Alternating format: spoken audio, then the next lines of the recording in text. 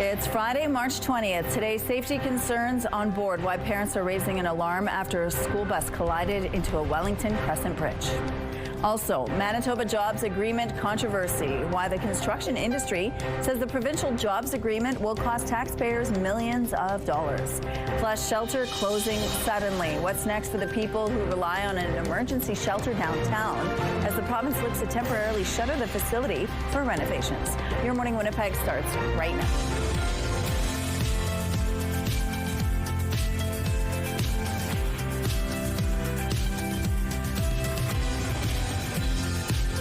Good morning, Manitoba. Happy Friday. Woo! Happy first spring day as well. Spring has officially sprung. Yes. About this morning at about what? 4:46 this morning. There we go, and it feels like it outside. Yes, round of applause for spring. How about it? We finally made it through winter. Hopefully it says goodbye real soon as well. And today Ainsley's at the Cottage Country Lake and Cabin Show. So if you're thinking about the lake, especially now that it's spring, we're going to have some tips for you and some really cool things that you need to know if you want to do some renos at home, at your cabin, or if you're thinking about buying a cabin or even just an RV. So we're going to have details on that. But yeah, let's talk about spring. It sure feels like it out there right now. There's puddles everywhere. Yes. Now, it's also very slick because where that temperature is this morning, like right around the freezing mark, just know that if you're stepping out, you're going to need some good traction underfoot. Roads are nowhere near as slippery. They're just melted and messy, but those sidewalks sure are very much like a skating rink this morning. -1 is where we're sitting right now, just barely below freezing, but that's well above seasonal because, -9.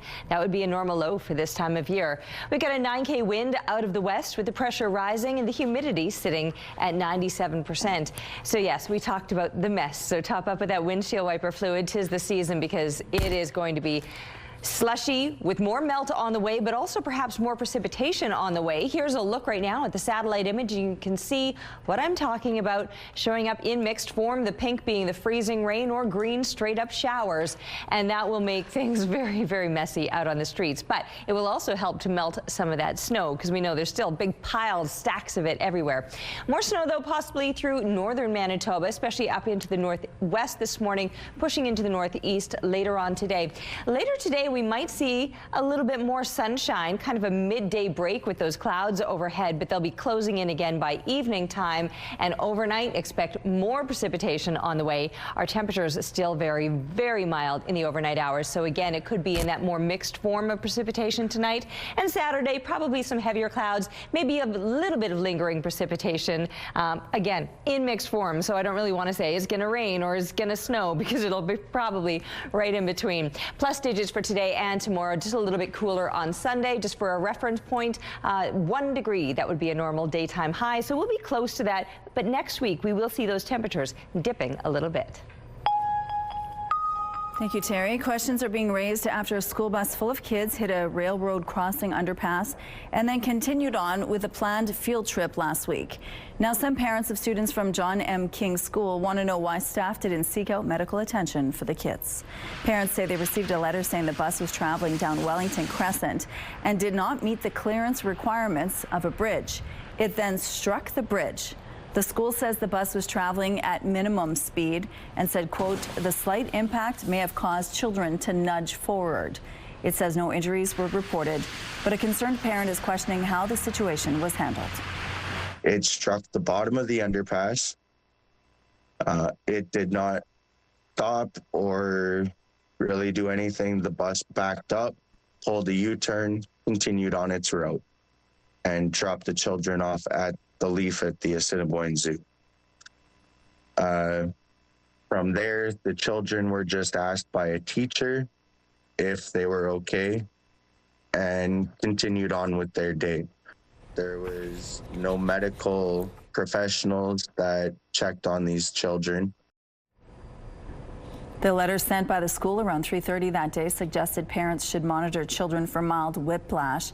But Cameron Denorer says his son started feeling dizzy and lost his energy. He didn't get the letter until 8:30 that night, and he took his son to Children's Hospital ER. He was referred to the concussion clinic through Pan Am, which they gave us a positive on a concussion and whiplash, which it's been a week since that field trip today, and he is still kind of suffering from those symptoms as well. Meantime, Denora says a Winnipeg School Division representative told him the bus was a private contractor, not a division bus. He was also told MPI was not contacted at the time. He said a division representative told him a claim was opened 4 days after the crash. CTV News has reached out to the school division and the Winnipeg Police for comment, but has not yet received a response. Some clarity appears to be surfacing when it comes to the relationship between Canada and India, with the RCMP commissioner speaking exclusively with CTV News. The files that we have that involves transnational repression, we're not seeing any connection right now with any foreign entity. So, based on the criminal information, the investigation that we have presently. RCMP Commissioner Mike Duhem says there currently isn't any evidence of transnational repression by the Indian government in Canada. The comments come after years of tensions between Canada and India. It was in 2023 when former Prime Minister Justin Trudeau said there were credible allegations that agents of the Indian government were involved in the assassination of Canadian Sikh leader Hardeep Singh Nijjar. That's something India has denied. This also comes on the heels of Prime Minister Mark Carney's trip to India, where a senior official downplayed the threat of foreign interference from India. All of this, however, appears to contradict a recent CSIS report categorizing India as one of the main perpetrators of foreign interference and espionage. Pierre Poilievre wrapped up his tour of the United States with a speech Thursday on Canada-U.S. relations to the Foreign Policy Association. The Conservative leader told the gathering that free and uninhibited trade between Canada and the U.S. has led to decades of growth and prosperity for both nations. Paradoxically, ironically, here we are today, clashing with tariffs, harsh words, boycotts, and other disputes.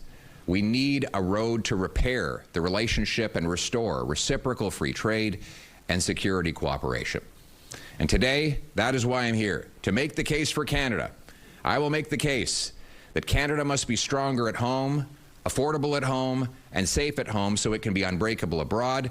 And I will also make the case that all of these things are mutually in the interest of the United States of America. Our two separate countries are always stronger when we work together in friendship.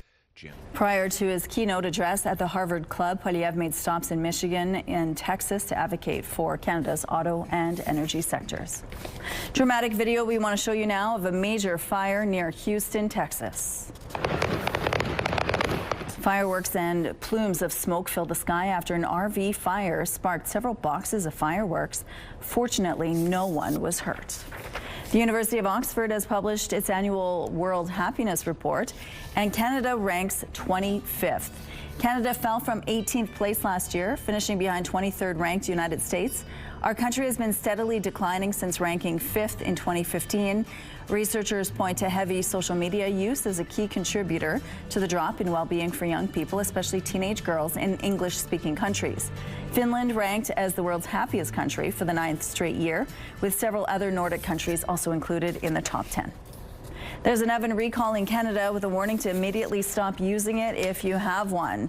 The recall is for these specific Frigidaire gas ranges because of an increased burn risk. At least one person has been hurt in Canada, and 30 people in the U.S. have reported injuries. The company said the affected gas ranges can experience a delayed ignition of the oven's bake burner. More than 5,000 of these products have been sold in Canada and almost 175,000 in the U.S. Frigidaire said owners of the affected ovens should contact Electrolux Group to get a new bake burner installed for free. You can find more details on our website, ctvnews.ca. A crackdown on extortions targeting the South Asian community in Canada has led to a local ringleader in Edmonton being kicked out of the country. You have complainants that are being terrorized in many ways through the actions of these individuals. You try to figure out how can you nullify and eliminate that threat. Edmonton police announced Thursday that 5 arrests were made, and instead of facing charges, 2 people were deported. The accused allegedly have links to extortions in Calgary, BC, and Ontario. Police believe another 51 suspects are involved in a criminal network carrying out extortions in the city. The future of Neme Forest was back on the agenda as Manitoba Park staff met with the public in St. Norbert to discuss a new park on site. An open house to get some people's ideas of what they want to see here. The fight over the contested green space ended in April after the province expropriated the land. The move came after a developer cut down trees and released plans to build an assisted living facility, which led to community protests. On Thursday, park staff answered questions about the new park and heard feedback from the public. People in the neighborhood did a great job to protect this area, and we're going to do our best to turn it into something special. Holmes says the province has yet to officially designate Le May Forest as a provincial park and noted it remains Crown land. Discussions of trails, new signage, and the size of the forest remain in the works as talks continue. One of the Assiniboine Park Zoo's newest babies is in need of a name, and you can help. This baby Geldy's monkey was born December 18th and can be seen in Toucan Ridge with her mom and grandma Evie and Leah. The zoo's animal care and vet teams have chosen 5 possible names for the little one. They are Joy, Holly, Noel, all nods to the holiday season she was born during. Kat, short for Saskatoon, where her mom is from, and Ella, a combination of Evie and Leah. You can vote for your favorite online through Sunday. The name will be announced sometime next week. Here's a look at what's happening now in traffic along Portage Avenue. It looks like things are pretty smooth starting off this Friday morning. There are puddles out there, so be mindful of pedestrians, please. Let's go out to the rooftop now. That is where Terry is. It's a beautiful start to spring. It is.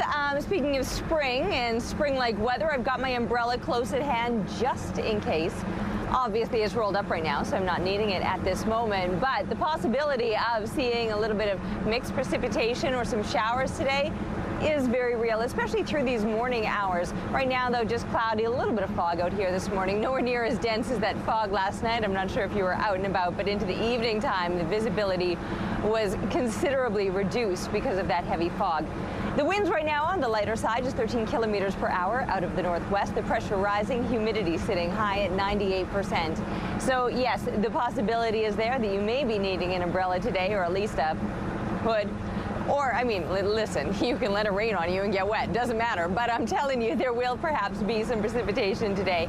And in that more mixed form, as we're hovering right around the freezing mark, we'll likely make some gains today, pushing us into the plus digits, around 3 degrees. That's likely where we'll top out today. 1 degree normal for this time of year, so slightly above seasonal temperatures for the first day of spring, and even for tomorrow, too. Overnight, though, expect another round of precipitation that could still linger into Saturday. Taking a break right now. We'll be back with Your Morning Winnipeg. Weather is brought to you by Blinds Are Beautiful. Our new Hunter Douglas showroom is at 900 Lorimer.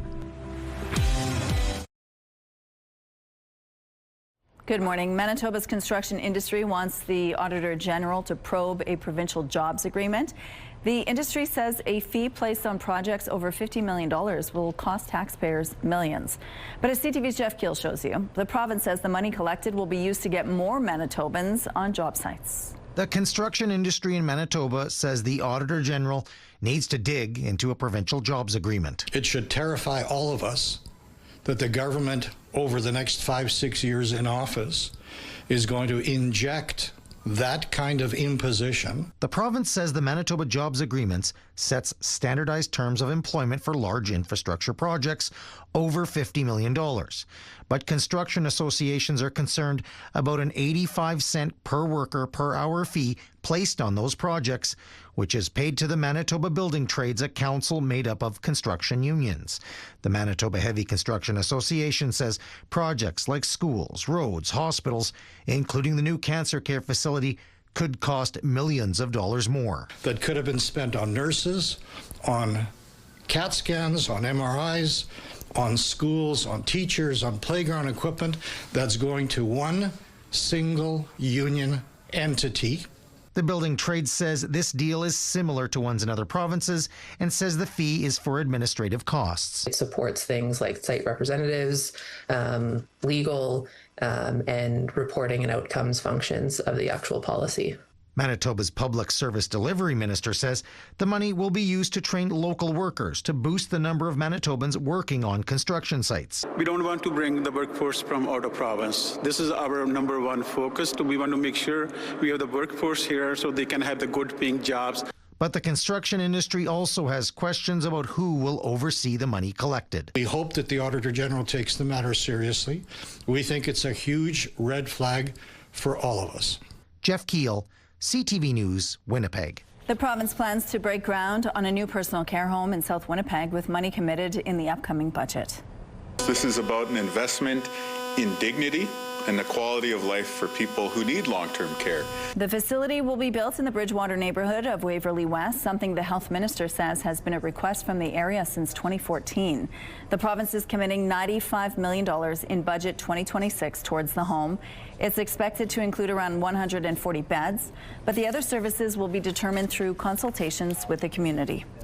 We're going to take the time this year to reach out to the community in this part of the city and this part of the province to ask what sort of facility this should be, what are the services, what are the amenities that are needed for seniors in this new personal care home. Public consultations are expected to begin in June. A timeline for the build hasn't yet been determined, but the health minister hopes the facility will open in the next couple of years.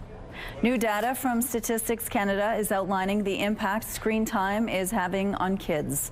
Researchers studied the same cohort of kids in 2019 and 2023. They found a little more than 1 in 10 met the Canadian Pediatric Society screen time guidelines in both years, while almost half followed the guidelines in one of the 2 years. The guidelines call for 2 hours for kids between 5 and 17 years old, 1 hour for kids between 2 and 5 years old, and no screen time for kids under 2. Those who followed the guidelines were less likely to have anxiety, wear glasses, or have difficulty learning, remembering, and making friends. The type of screen time matters. So watching a 2.5 hour movie with your family or with friends is really different and has a more social component and a learning component than scrolling through YouTube videos or engaging in social media in a way that might lead to self-criticism and might lead to sort of poor mental health. And so that's a key piece or key question that I would say we don't know particularly well. The report's authors say it's also possible the differences in well-being may be related to differences in overall physical activity. A number of homeowners in Sargent Park area are appealing a decision to allow racing pigeons. The city's Urban Planning and Design Division approved a variance for an aviary for flighted birds on Strathcona Street between Sargent and Ellis. According to a report, the homeowner plans to construct a 42-square-foot aviary in their backyard for the pigeons. It says the variance was granted in part because the project is compatible with the area and wouldn't have an adverse impact. But an appeal has been lodged against the decision. More than a dozen people are raising concerns about pigeons carrying diseases, making a mess with droppings, and causing damage. The appeal hearing is set for Wednesday. It's a sure sign of spring from Washington, D.C. to Tokyo, Japan. Cherry blossom spotters from the Japanese government announced the blooming has begun, marking the start of the season 5 days earlier than usual. Meanwhile, in D.C., more than 1 million people are expected to gather to witness the stunning cherry blossoms. Peak bloom is expected to begin on March 29th. We have some road closures to remind you about this morning. The north and southbound curb lanes on Memorial Boulevard will be closed between York Avenue and Broadway. Following the rush, the westbound curb lane on Goulet Street will be closed from Goulet Place to St. Mary's Road, and the westbound curb lane on Wellington Crescent will be closed from Academy Road to Harrow Street. If you see any issues out on the streets, please send us a text. Traffic is brought to you by Mr. Lube Plus Tires. No appointment needed. How fitting that those cherry blossoms have begun to bloom on the first day of spring. We're looking now through the CTV Live Eye, brought to you by Bathfitter, exclusive home of the PermaFit solution. Yes, happy spring to you. The season has begun. 4:46 this morning is when we officially flicked into spring season. We've been feeling a little more spring-like, though, for the past couple of days, and that will continue as far as temperatures and conditions go for the next couple of days. Next week might be a little bit cooler again, though. Here's a look at this morning and where we're sitting right now. 0 degrees at the moment in Winnipeg, -9. That would be a normal low temperature throughout much of southern Manitoba, and you can see all of us are well above that. Some of us at the freezing mark, like Brandon joining us right at 0. Some of us just below the freezing mark, which is the case through most of central Manitoba, but there are a couple of places just above freezing. Portage, Morden, Winkler area coming in at 1 degree. Now right up into the north, Mild minus single digits, a little cooler in Island Lake and a lot colder up in Churchill, minus 23 for you to begin the day. And that again is before we're even factoring in any sort of a wind. Wind chill factor up in Churchill still having a great impact, making it feel like minus 34. But for the rest of us, not only are the winds light, but because the temperatures are so mild, we really don't talk about wind chill really much this time of year. We will talk about the precipitation though, so long as it's looming, and you can see it in all colors, the mixed form. Pink being the freezing rain, green some straight up showers, but even possibly some flurries tucked through parts of central and then northern Manitoba. We will see things warming up. I don't know why that says 6 degrees. They're minus 6. That will not at all be the case. We will through the daytime get up to about 3 degrees. That is our expected high for today, with moments of sunshine that we might see around a precipitation in the early morning, and then clearing out somewhat midday, those clouds moving in again overnight, and overnight the chance of more precipitation passing through. That could linger into Saturday. Plus digits though to kick off the weekend. It will be cooling down slightly after that. This is Mika enjoying her little perch up there on the snow, which soon will be melting. Thanks to Judy for the photo. Keep the pictures coming, please, to Winnipeg weather at CTV.ca. We're taking a break right now, but we'll be back with Your Morning Winnipeg.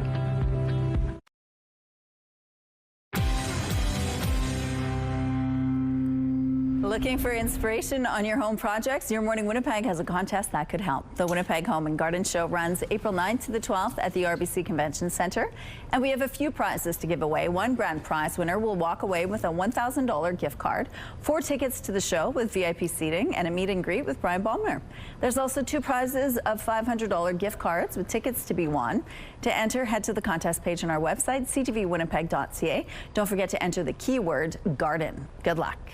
If you spend any time at all on social media, you've no doubt seen plenty of medical misinformation and wellness influencers. Some of them tout supplements or unproven treatments that can cost big bucks or affect your health. Now doctors are fighting fire with fire by promoting their own influencers. CTV's Penny Daflos explains. At first blush, they seem like a lot of reels on social media. Stop doom scrolling. But this isn't just entertainment. I have no idea what the hell I'm saying. It's actually a very thoughtful move targeting medical mis and disinformation. It's a real skill set to be able to explain things in the types of language that anybody will understand. The Canadian Medical Association has a growing team of influencers taking facts to Canadians on the social media platforms where they already spend time. We need to make sure that we're interesting enough that people are engaging and wanting to watch videos, wanting to understand what we have to say, while still making sure that you are providing the evidence, that you are making sure that your advice is sound. The videos range from basic info about hospitals to highlighting the absurdity and harms found in the wellness industry. Do not put strange things into your vagina. Super surprised at some of the videos of mine that have taken off. Like I have one about constipation that tens of thousands of people have watched, and I'm like, really? Okay, great. Rita McCracken is a family doctor in Vancouver, quickly growing her online presence with evidence-based communication. I'm glad to have a chance to speak to folks and to use my training and my ability to parse through the evidence. There's all these different incentives for people to monetize misinformation and really very few guardrails to protect against it. Wes Regan is studying these issues at UBC and is giving the Healthcare for Real project top marks for tackling everything from juice cleanses to artificial intelligence to adult ADHD diagnoses. It comes off as authentic, which I think is important because a lot of the issues of trust often boil down to people feeling that these large institutions are these distant, opaque, big machine. Because behind those cheeky videos, 'tis but a scratch, are serious messages about pricey or even dangerous alternatives. She was afraid of getting vaccinated blood. So this became a very life or death situation for this individual because of misinformation. Another reason to take a good look at whose information you're absorbing. Penny Daflos, CTV News, Vancouver. Sometimes you just have to blend in. This possum somehow made its way inside the Australian airport and was hoping to just hide out. It was spotted sitting among a bunch of stuffed animals at a gift shop. An airport employee said he seemed to be quite comfortable hanging with what we can assume he thought were his friends. The possum later left the shop and walked around the terminal.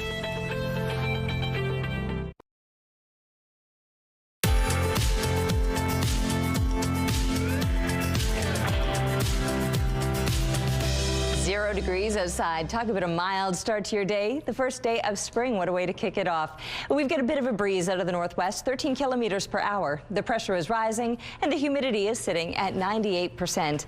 Not seeing any precipitation just yet. The possibility is there, though. We're certainly seeing it on the satellite image, just not quite in the Winnipeg area, but very much in the surrounding areas, and we could very well find ourselves right in the path of that. Precipitation never reads through parts of central and northern Manitoba, but there may be some scattered flurries there as well. But certainly you can see what I'm talking about here in the south, the pinks, the greens, freezing rain or straight up showers that could be rolling through this morning. Many places already seeing that.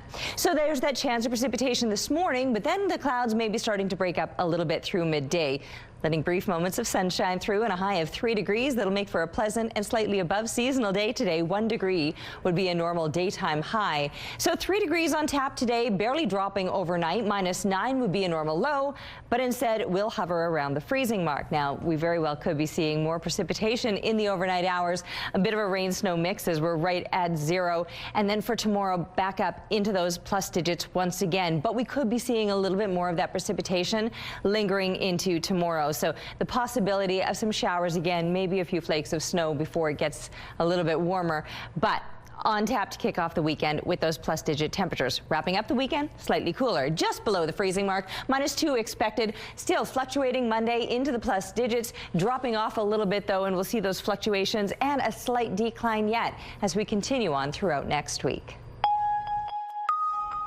Nearly 200 people visit Nadinawaymak, the shelter at 190 Disraeli Freeway, each day to grab a bite to eat or find a place to rest. But we're learning the shelter is closing its doors on April 1st to undergo renovations.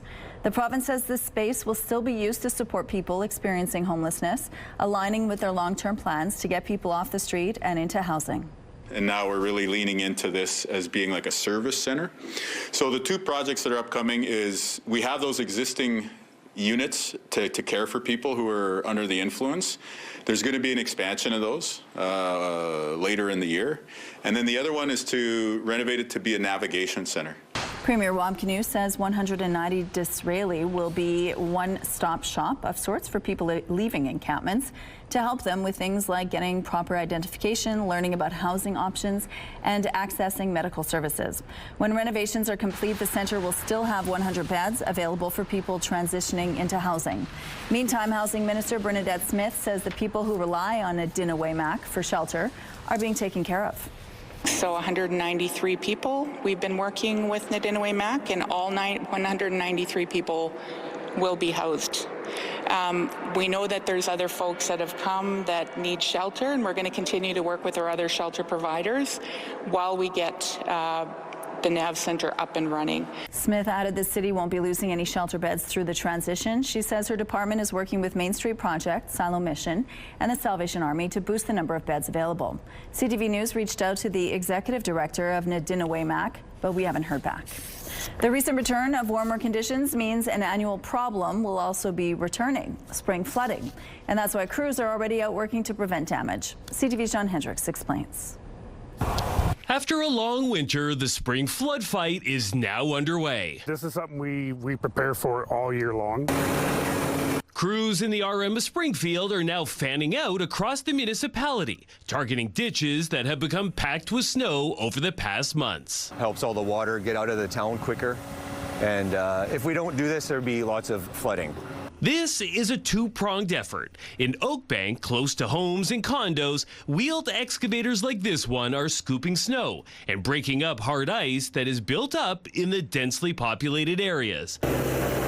And in the more rural, a bulldozer with a V-plow on the front. He'll go down into the bottom of the ditch and open up some of the bigger ditches to take the snow out so the water flows easier. And ensuring water flow is critical to avoid overland flooding.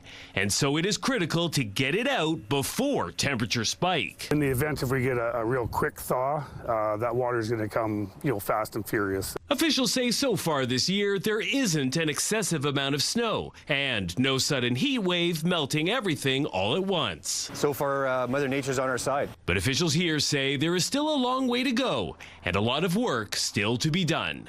John Hendricks, CTV News in Oakbank. People in Tehran are preparing for Nowruz this morning, the Persian New Year, despite ongoing attacks from the U.S. and Israel.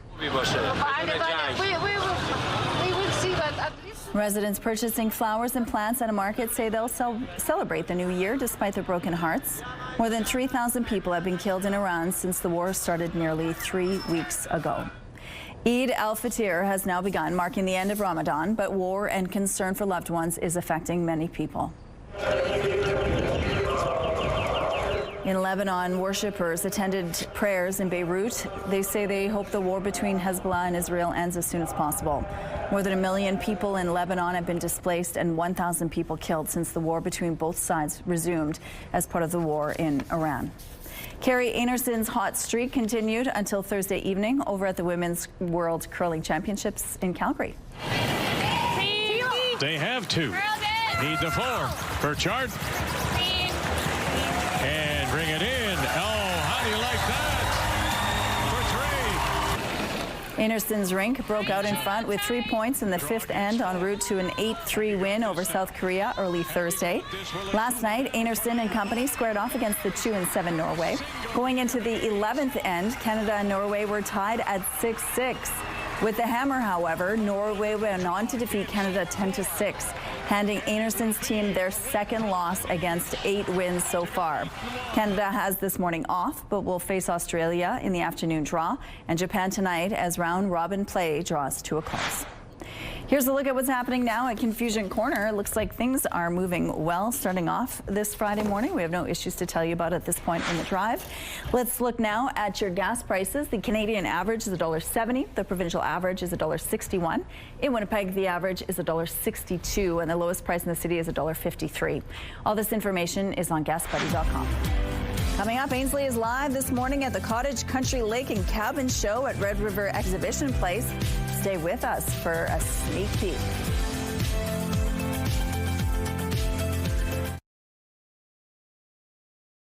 Weather is brought to you by ABC Fire and Safety, your CO2 refill store. Today is the first day of spring, and what a way to be kicking off the weekend, or I guess wrapping up the work week and rolling into the weekend. I feel there's just a lightness to the air already. It's like we made it. Now, that being said, Mother Nature still might have a few nasty things up her sleeve, but she'll be saving those for next week. The next couple of days will be pretty pleasant. It's 0 degrees right now. The breeze on the lighter side, just 13 kilometers per hour. It's out of the northwest. The pressure is rising. The humidity sitting at 98%.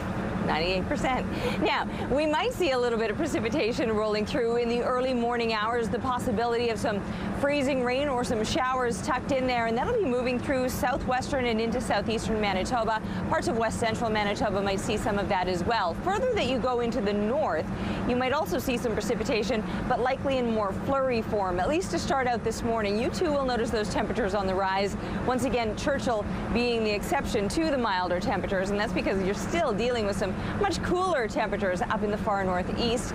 You're still waking up to wind chill values in the minus 30s in Churchill, but you will be making some better gains throughout the day today. Here through much of southern and central Manitoba, plus digits on tap, not just today, tomorrow as well. It will, however, start to cool down once we're wrapping up the coming weekend. We're not wrapping up, we're just headed on over to see where Ainsley is at this morning and what's going on. Hi, Ainsley. Hi, the Cottage Country Lake and Cabin Show. That's right, it's time. Andrew Walker's joining us now to tell us all about it. Explain this show for the folks at home who haven't seen it yet. Yeah, it's the 17th annual Cottage Country's Lake and Cabin Show out here at Red River Exhibition Place. It is the official kickoff to the cottage season for everyone here in Manitoba. And lots to see, lots to do, a lot of conversations with industry experts. Yeah, that's exactly it. So we've got more than 100 businesses in this show. Everybody in here focuses on the cottage industry. So it's a great opportunity for people to get out here, not only to get some advice if they have projects coming up that they're thinking about doing, but also to get some great deals. And the businesses in here are looking to get a good head start on the season. And there's a lot of opportunity here for people to get some stuff right at the start and get set up for the whole summer. Let's get a little bit more specific because there's tons here. We're not even putting a dent in it as we walk right now. Yeah, that's right. So, I mean, the whole idea here is concept to completion. So anybody who's thinking about building or buying or upgrading their cottage, they can come in here, and the idea is within 2 or 3 hours, you can pretty much get the whole thing sorted. So it saves you so much time running around town trying to get quotes, and it's a great place to discover stuff that maybe you didn't even know existed. And this time of year, we're obviously thinking about it because we're entering into it. What is common as we approach the summer season, dare I say it? Yeah, well, stuff that's, kind of big this year is we're finding a lot of people are really getting into saunas. The timber frame stuff has really been, growing in the last few years. People are also looking for a lot more leisure stuff because people are spending a lot more time at the cabin. Everybody wants to kind of stay home these days instead of kind of traveling. Yeah. So a lot of that kind of stuff. So it's both the leisure and the construction. Lots of people are upgrading their cottages because they're spending more time there because you can work from home now a lot more. Satellite has allowed a lot of people to make the cottage like a second home.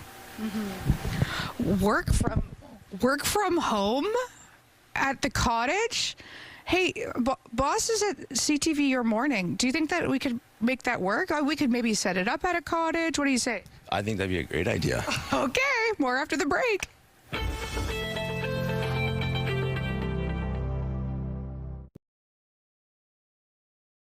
Here's a look at the early markets. The Dow Jones fell 206 points. The Nasdaq lost 168. The S&P index is 35 points down. The Canadian dollar increased to 72.92 cents U.S. Overseas, the Hang Seng is 223 points lower, and the Nikkei fell 1,866 points. Good morning, it is 6:46. A 32-year-old man is charged with second-degree murder after a body was found inside a burned vehicle. Police found the vehicle in the 600 block of Jarvis Avenue last Friday afternoon. Inside, they discovered human remains. The victim has been identified as 57-year-old Vincent Morissette. Homicide investigators believe a fight occurred between Morissette and another man on Salter Street prior to the arson. The suspect was arrested over the weekend and is now charged with second-degree murder. The investigation is continuing. A woman reported missing from Western Manitoba last night has been found dead. RCMP say the 21-year-old from Ochi-Chaco CP First Nation was reported missing around 10 o'clock, but was last seen 2 days earlier at a home in the community, which is roughly 67 kilometers northeast of Dauphin. The force says her body was found near the main road running into the community around 9 o'clock Thursday morning. RCMP haven't released her name and say the cause of death is under investigation. A new report finds while healthcare funding is increasing, it's still below what it was a decade ago. Manitoba Health Coalition and Canadian Centre for Policy Alternatives examined Manitoba's health spending from 2010 to 2026, adjusting for inflation, population growth, and aging. It found age-adjusted per-person spending is around 3% lower than 2016 levels, despite increases in the past two provincial budgets. The report also finds funding between 2017 and 2023 has failed to keep up with rising costs. It says it's contributing to staffing shortages and system strain. Conservative leader Pierre Poilievre has wrapped his visit south of the border with a speech in New York City and an appearance on one of the most popular podcasts in the world. So there's a narrative in America, and the narrative is that you were about to win and your party was about to win, but then Trump came along and said he was going to turn Canada into the 51st state, and everybody went crazy. Is that accurate? I wouldn't say they went crazy. So we're never going to be the 51st state, and I just wish he'd knock that off. Poilievre's appearance on the Joe Rogan Experience lasted for more than 2 hours. It averages about 11 million listeners per episode, and Poilievre used the platform to advocate for tariff-free trade between Canada and the U.S. He'd previously been invited to appear on the podcast during last year's federal election, but he declined. They also touched on fitness, Alberta separatism, assisted dying, and the so-called Freedom Convoy. There's an oven recall in Canada with a warning to immediately stop using it if you have one. The recall is for these specific Frigidaire gas ranges because of an increased burn risk. At least one person has been hurt in Canada, and 30 people in the U.S. have reported injuries. The company said the affected gas ranges can experience a delayed ignition of the oven's bake burner. More than 5,000 of these products have been sold in Canada and almost 175,000 in the U.S. Frigidaire said owners of the affected ovens should contact Electrolux Group to get a new bake burner installed for free. You can find more details on our website, ctvnews.ca. The Winnipeg Jets were hoping to get back in the win column last night while visiting the Boston Bruins. Finds Salamonson, shot, tip, score! Taves at the redirect, a power play goal. He's got 2 in his last 2, and it's 4-1. That was the lone highlight for the Jets. Jonathan Taves in a 6-1 loss to the Bruins. After 2 periods of play, the Jets found themselves down 4-0 before Taves notched his 9th of the season on the power play. The Jets move on to face the Pittsburgh Penguins on Saturday in Pittsburgh and remain 4 points back of the second and final wildcard spot in the Western Conference. Puck drop is set for noon Central. We have some road closures to remind you about this morning. The north and southbound curb lanes on Memorial Boulevard will be closed between York Avenue and Broadway. Following the rush, the westbound curb lane on Goulet Street will be closed from Goulet Place to St. Mary's Road, and the westbound curb lane on Wellington Crescent will be closed from Academy Road to Harrow Street. If you have any other traffic tips, please send us a text. All right, 0 degrees. That's the temperature that we're waking up to this morning. Talk about mild. -9 is actually a normal low this time of year, so we are well above that to begin your first day of spring. Yeah, it arrived this morning at 4:46, so 'tis the season for some more mess, I suppose. We're certainly going to be seeing that out on the streets. The winds are light out of the northwest, 13 kilometers per hour. The pressure is rising and the humidity sitting at 98%. You can see the gleam on the streets where they're just wet right now. Puddles will continue to form as the rest of those snow banks melt, and in fact puddles could also form with the possibility of some precipitation. Right now it's in areas surrounding Winnipeg, but we do have the possibility of seeing that right here in the city as well. But it is in more mixed form with where we're hovering temperature wise right around the freezing mark, whereas for northern Manitoba, pardon me, a little bit cooler yet, and so you're more likely to see any precipitation in more frozen form, especially up in the Churchill area. -21. You haven't been able to escape the cold yet, whereas everybody else is seeing temperatures at seasonal or even surpassing, getting up around the freezing mark, maybe even plus digits through parts of northern Manitoba. Sure, there will be some heavier clouds hanging around, and we're likely to see those as well, with that chance of some precipitation more so in liquid form here in the south. Look at Nipoa, up to 7 degrees this afternoon. It is going to be mild. We're likely to top out at about 3 degrees here in Winnipeg, but you're seeing those plus digit temperatures all throughout the southeast, and even further east yet, northwestern Ontario also above the freezing mark. But again, some heavier clouds and maybe a little bit of precipitation. The possibility is there, if not today, more so overnight. That's when we have an even better chance of precipitation passing through that could linger into Saturday with those milder temperatures, but you'll start to notice them dipping or fluctuating as we look ahead into next week. Thank you, Terry. Let's check in now on Bo and Gabby at Bounce 99.9. Good morning, you two. Happy Friday. Well, thank you, Rochelle, and I'd like to start by saying a happy birthday to a family friend. He and his wife, Rita, they watch you every morning. They especially like Fridays because Gabby and I are on. But it's Manfred Meisner, who's 89 years young today. Happy birthday. And I do mean young.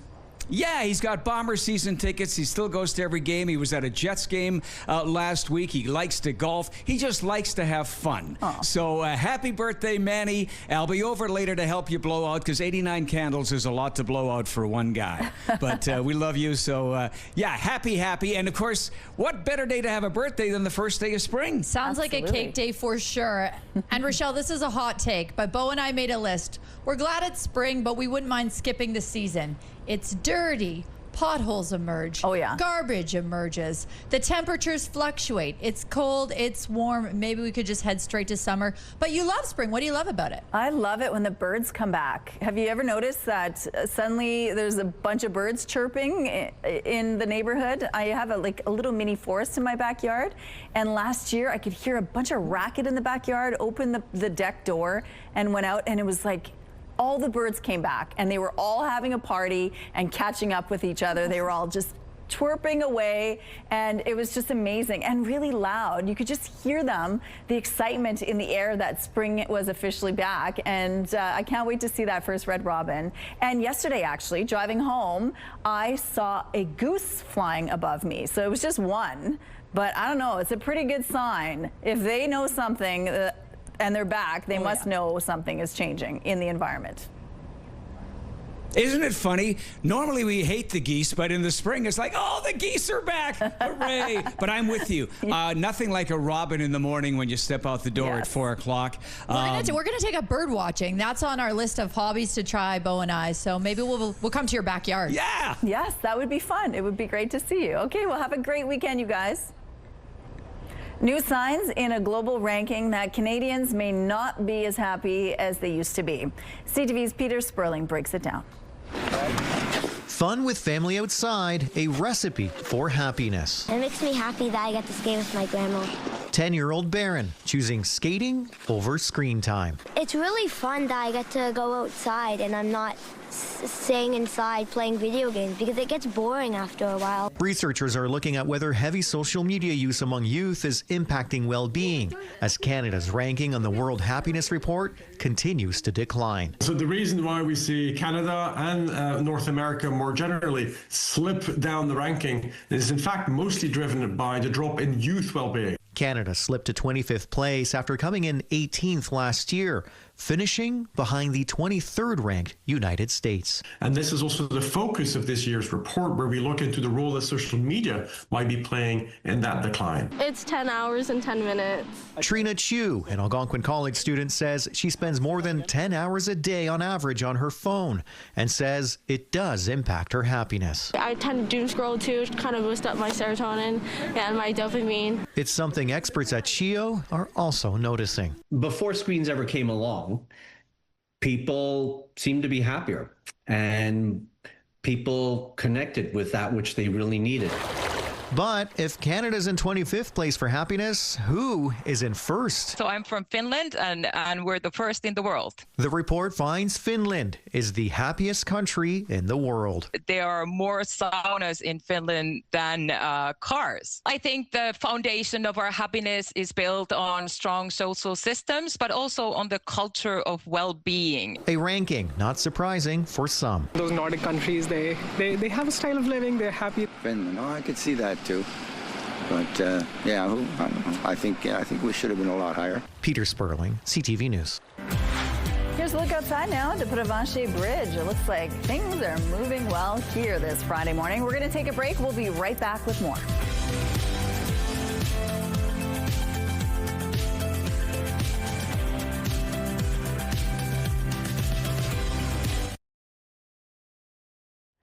It's Friday, March 20th. Today, bus incident review. Why parents are raising concerns after a school bus hits a bridge and no immediate medical checks follow.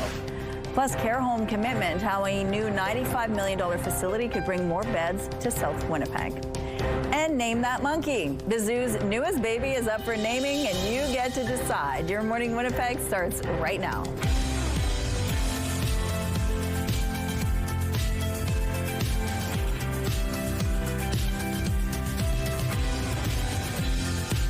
Good morning, Manitoba. Happy Friday. We made it to the end of the week, and we made it past winter. Woo! Today is the first day of spring. So we're going to, of course, talk about the forecast that's coming up. But we're also going to speak with the Winnipeg Police Chief.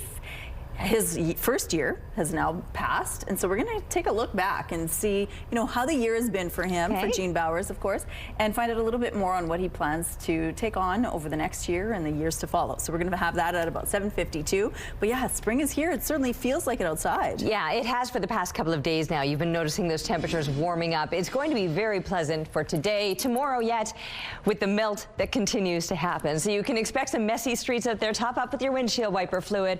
We're sitting right now at 0 degrees, well above a seasonal low. Normal lows would actually be about -9, so considerably milder than that as we kick off your Friday morning. We've got a northwest wind, 13 clicks, the pressure rising and the humidity sitting at 98%. So we're already, like I said, well above seasonal, and we'll continue to make some gains today, pushing into the plus digits. Now, 1 degree being normal, so we'll just be a few above that. But it could be messy, not just from the melt, but with the possible looming precipitation. Some places surrounding us are seeing that freezing rain or shower activity. And then there's places throughout parts of northern Manitoba that may be seeing some flurries. The precipitation never reads on the satellite image, but you can certainly see it here on the future cast. So Chance of flurries up throughout northern Manitoba. For the most part, still some very mild temperatures, the exception up around Churchill, where it might even be just a little bit clearer. That's where it's a lot colder this morning. Churchill has been feeling the chill, stuck in the winter pattern, if you will.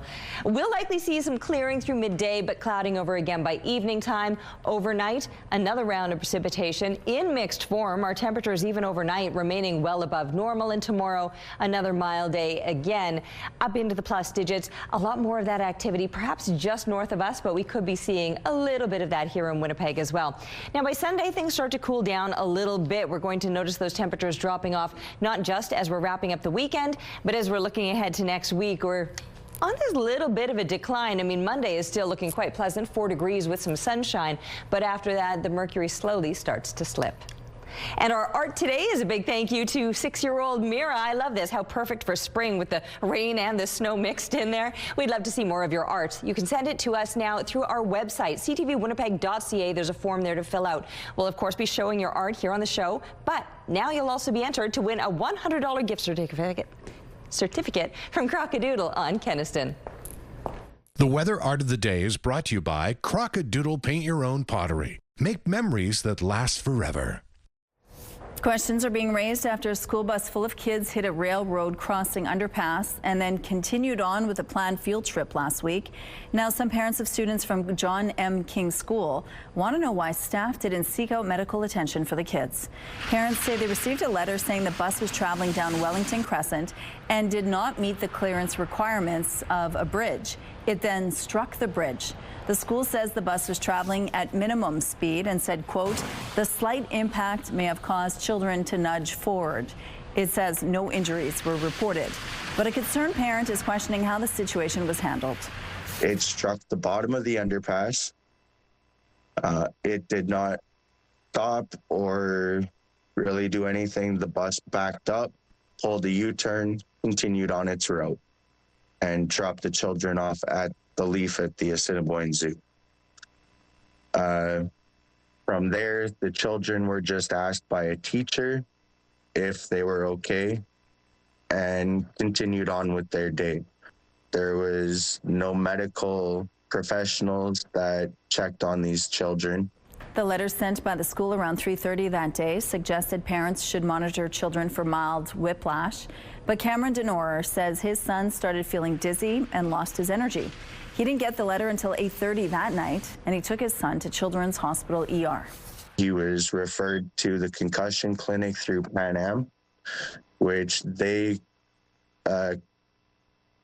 gave us a positive on a concussion and whiplash, which it's been a week since that field trip today, and he is still kind of suffering from those symptoms as well.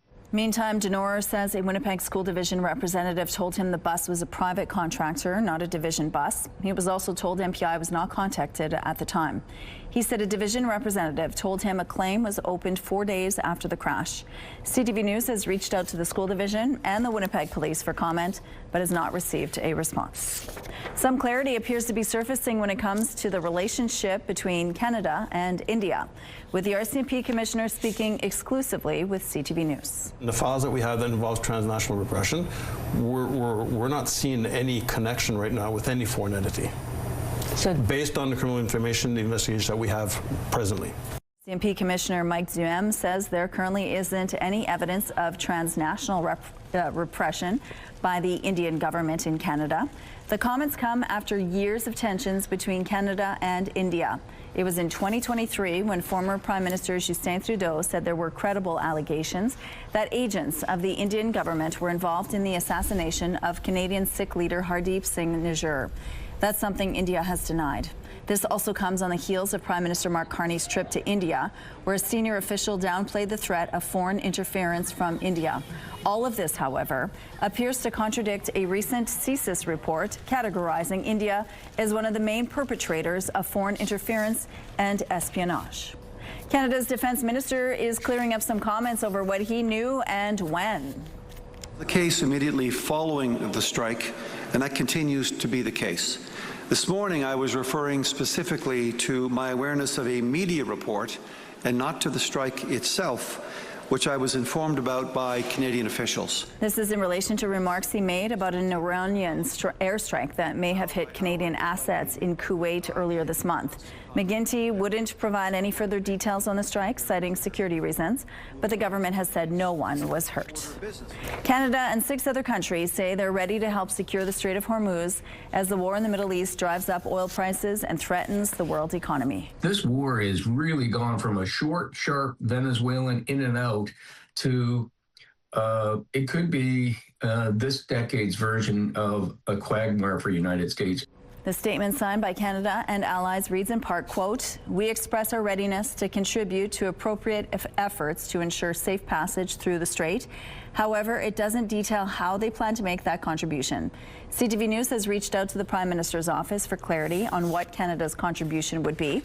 There's ongoing concerns that the closure could further impact the global supply chain. Relief groups are also sounding the alarm about supplies being unable to reach countries in need.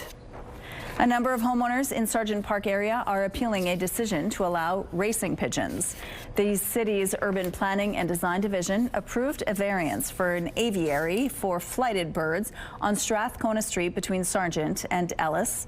According to a report, the homeowner plans to construct a 42-square-foot aviary in their backyard for the pigeons. It says the variance was granted in part because the project is compatible with the area and wouldn't have an adverse impact. But an appeal has been lodged against the decision. More than a dozen people are raising concerns about pigeons carrying diseases, making a mess with droppings, and causing damage. The appeal hearing is set for Wednesday. One of the Assiniboine Park Zoo's newest babies is in need of a name, and you can help. This baby Geldies monkey was born December 18th and can be seen in Toucan Ridge with her mom and grandma, Evie and Leah. The zoo's animal care and vet teams have chosen 5 possible names for the little one. They are Joy, Holly, Noel, all nods to the holiday season she was born during. Kat, short for Saskatoon, where her mom is from, and Ella, a combination of Evie and Leah. You can vote for your favorite online through Sunday. The name will be announced sometime next week. Sometimes you just have to blend in. This possum somehow made its way inside this Australian airport and was hoping to just hide out. It was spotted sitting among a bunch of stuffed animals at a gift shop.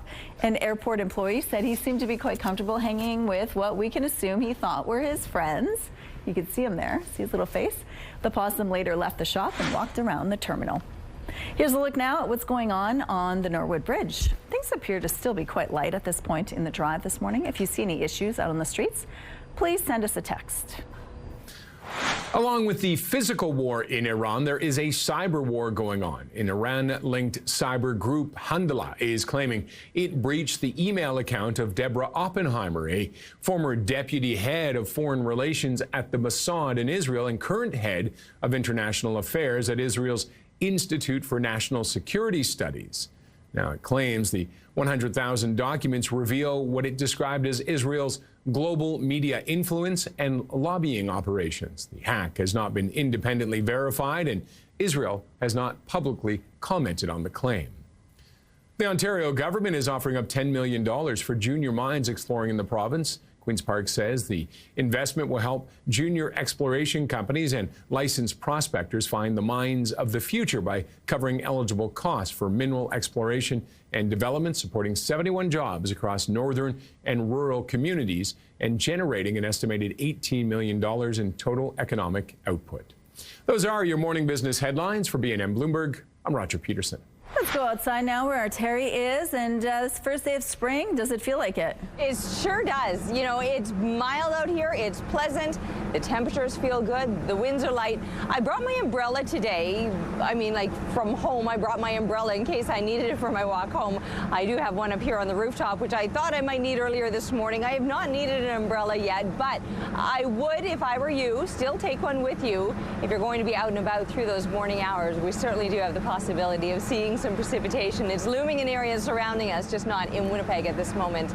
The temperatures, though, very mild all through central and southern Manitoba. 0 degrees is where we're sitting with just a light wind out of the west. It's 15 kilometers per hour with the pressure rising and the humidity at 96%. It's pretty cloudy out here right now. We're not seeing the precipitation, but we most definitely have those heavier clouds lingering, and we've been watching that precipitation on the satellite image very close to Winnipeg, all in the surrounding area through central and southern Manitoba, and then more precipitation throughout parts of northern Manitoba, but that in more frozen form, whereas what's falling here through southern Manitoba, freezing rain and even some showers. The temperatures, like I said, very mild to kick things off. -9 is a normal low. We're at the freezing mark right now, and we'll push up into the plus digits, where +1 is a seasonal daytime high. Will likely go beyond that by a couple degrees here in Winnipeg, but other places through southern Manitoba will be several degrees above the freezing mark today. The far north could be even getting up around the freezing mark, but some scattered snow is possible. Weather is brought to you by Canadian Footwear, helping you find the perfect fit. It's time now for our question of the day. Spring starts today, and we want to know, what are you most looking forward to doing this spring? You can text your answer to 10400. Make sure to follow the automated instructions so we can feature your response, and don't forget to include your name, please. Question of the day, brought to you by Provivo, Manitoba's #1 cool sculpting clinic, science-backed body contouring. At Your Morning Winnipeg, we're all about celebrating your amazing pets, furry, feathered, or scaly. Your Pet of the Week submissions have been amazing. We want more, whether it's dogs, cats, birds, or any other pet pals. Send them our way. Drop your pet photos and a fun little story about them to petoftheweek@ctv.ca, and then catch us every Thursday to find out if your pet is our Pet of the Week on Your Morning Winnipeg. We're going to take a break here. We'll be right back after this.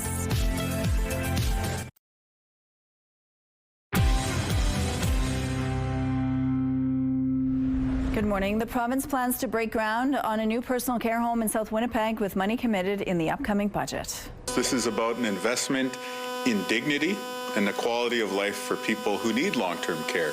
The facility will be built in the Bridgewater neighborhood of Waverley West, something the health minister says has been a request from the area since 2014. The province is committing $95 million in budget 2026 towards the home. It's expected to include around 140 beds, but the other services will be determined through consultations with the community.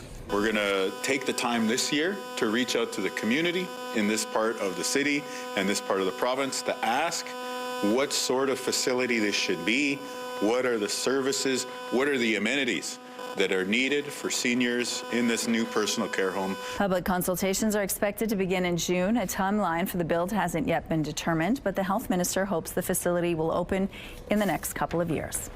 The future of Lemay Forest was back on the agenda as Manitoba Park staff met with the public in St. Norbert to discuss a new park on site. Open house to get some people's ideas of what they want to see here.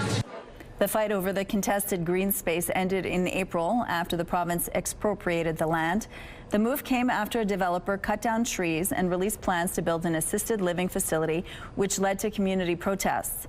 On Thursday, park staff answered questions about the new park and heard feedback from the public. People in the neighborhood did a great job to protect this area, and we're going to do our best to turn it into something special. Holmes says the province has yet to officially designate Lemay Forest as a provincial park and noted it remains Crown land. Discussions of trails, new signage, and the size of the forest remains in the work as talks continue. Veteran skip Mike McEwen's run as a curling free agent lasted less than a week. Oh, through the hole. Yeah, you got that. Now here we go. Coming across. Oh, he's got it underneath. Magic Mike. The 45-year-old from Winnipeg will fill a vacancy on Rylan Kleider's Saskatoon-based side. The rink made the announcement Wednesday in a post on social media. Kleider will move from skip to third. McEwen, who's competed at the Montana's Brier on 10 occasions over his career, was let go from his other team last week. McEwen holds the number 14 position in the men's world rankings. Kleider's side was ranked 30th. Here's a look at what's happening now in Kennison and Sterling Lyon. Things are slowly starting to pick up in this part of the city, as you can see, but overall moving well. We have no issues to tell you about. Traffic is brought to you by the Kidney Foundation. Help by donating your car today. Disney has announced more sequels for a pair of classics. Family means nobody gets left behind or forgotten. And the company hasn't forgotten the billion-dollar success of Lilo and Stitch. It's announced a sequel to the live-action family film due to arrive in theaters in spring of 2028. And a decade after Incredibles 2 soared onto the big screen, Disney has slated Incredibles 3 for the summer of that year. This is a gardening show like no other. What's your favorite fruit? Kale. Kale's not a fruit. Can you look at me and go, that's fascinating? That's fascinating. Zach Galifianakis is hosting a new series called This is a Gardening Show. It blends lighthearted humor and curiosity. Galifianakis is no stranger to hosting. His previous talk show, Between Two Ferns, ran over the course of 10 years. It begins streaming on April 22nd. This album from the 90s is all coming back to me now. It's so hard to believe, but it's all coming back to me. It's all coming back. 30 years ago this week, Celine Dion's Falling Into You album was released. It went on to sell more than 30 million copies globally. Dion also earned 2 Grammy Awards, including Album of the Year and Best Pop Album. The 30th anniversary limited edition vinyl editions are out right now. And the Bachelorette with Taylor Frankie Paul has been canceled days before it was set to air. A spokesperson for ABC said the season, which has already been filmed and was scheduled to begin on Sunday, will not be aired. The decision comes after video surfaced appearing to show a domestic dispute from 2023, which resulted in Paul being arrested. In it, she can be seen throwing chairs at her ex in front of her daughter. The network says at this time their focus is on supporting the family. Your Friday night primetime lineup starts at 7 with Celebrity Jeopardy. Following at 8 is Happy's Place and Children Ruin Everything. And then catch Boston Blue at 9. It's all right here tonight on CTV. The CTV Primetime Lineup is brought to you by the Children's Rehabilitation Foundation.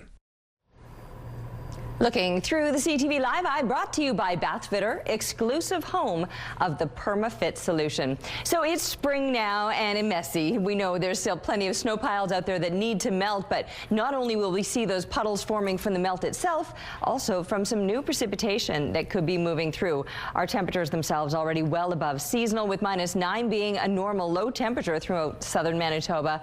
And you can see that most of us are at the freezing mark or even into the plus digits, which is the case right now for Portage, Morden, Winkler area.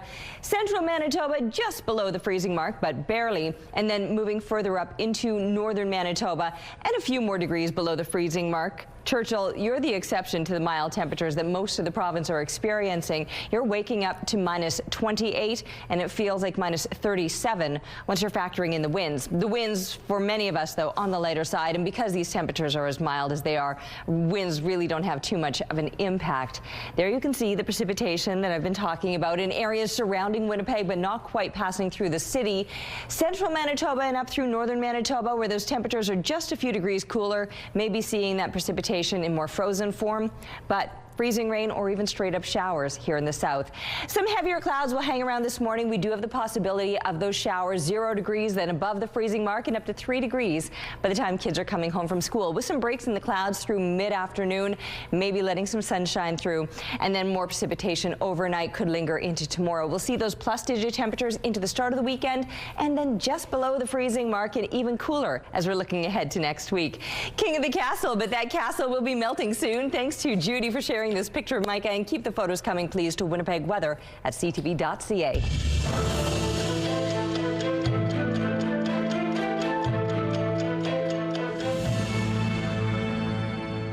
March 20th, 1964.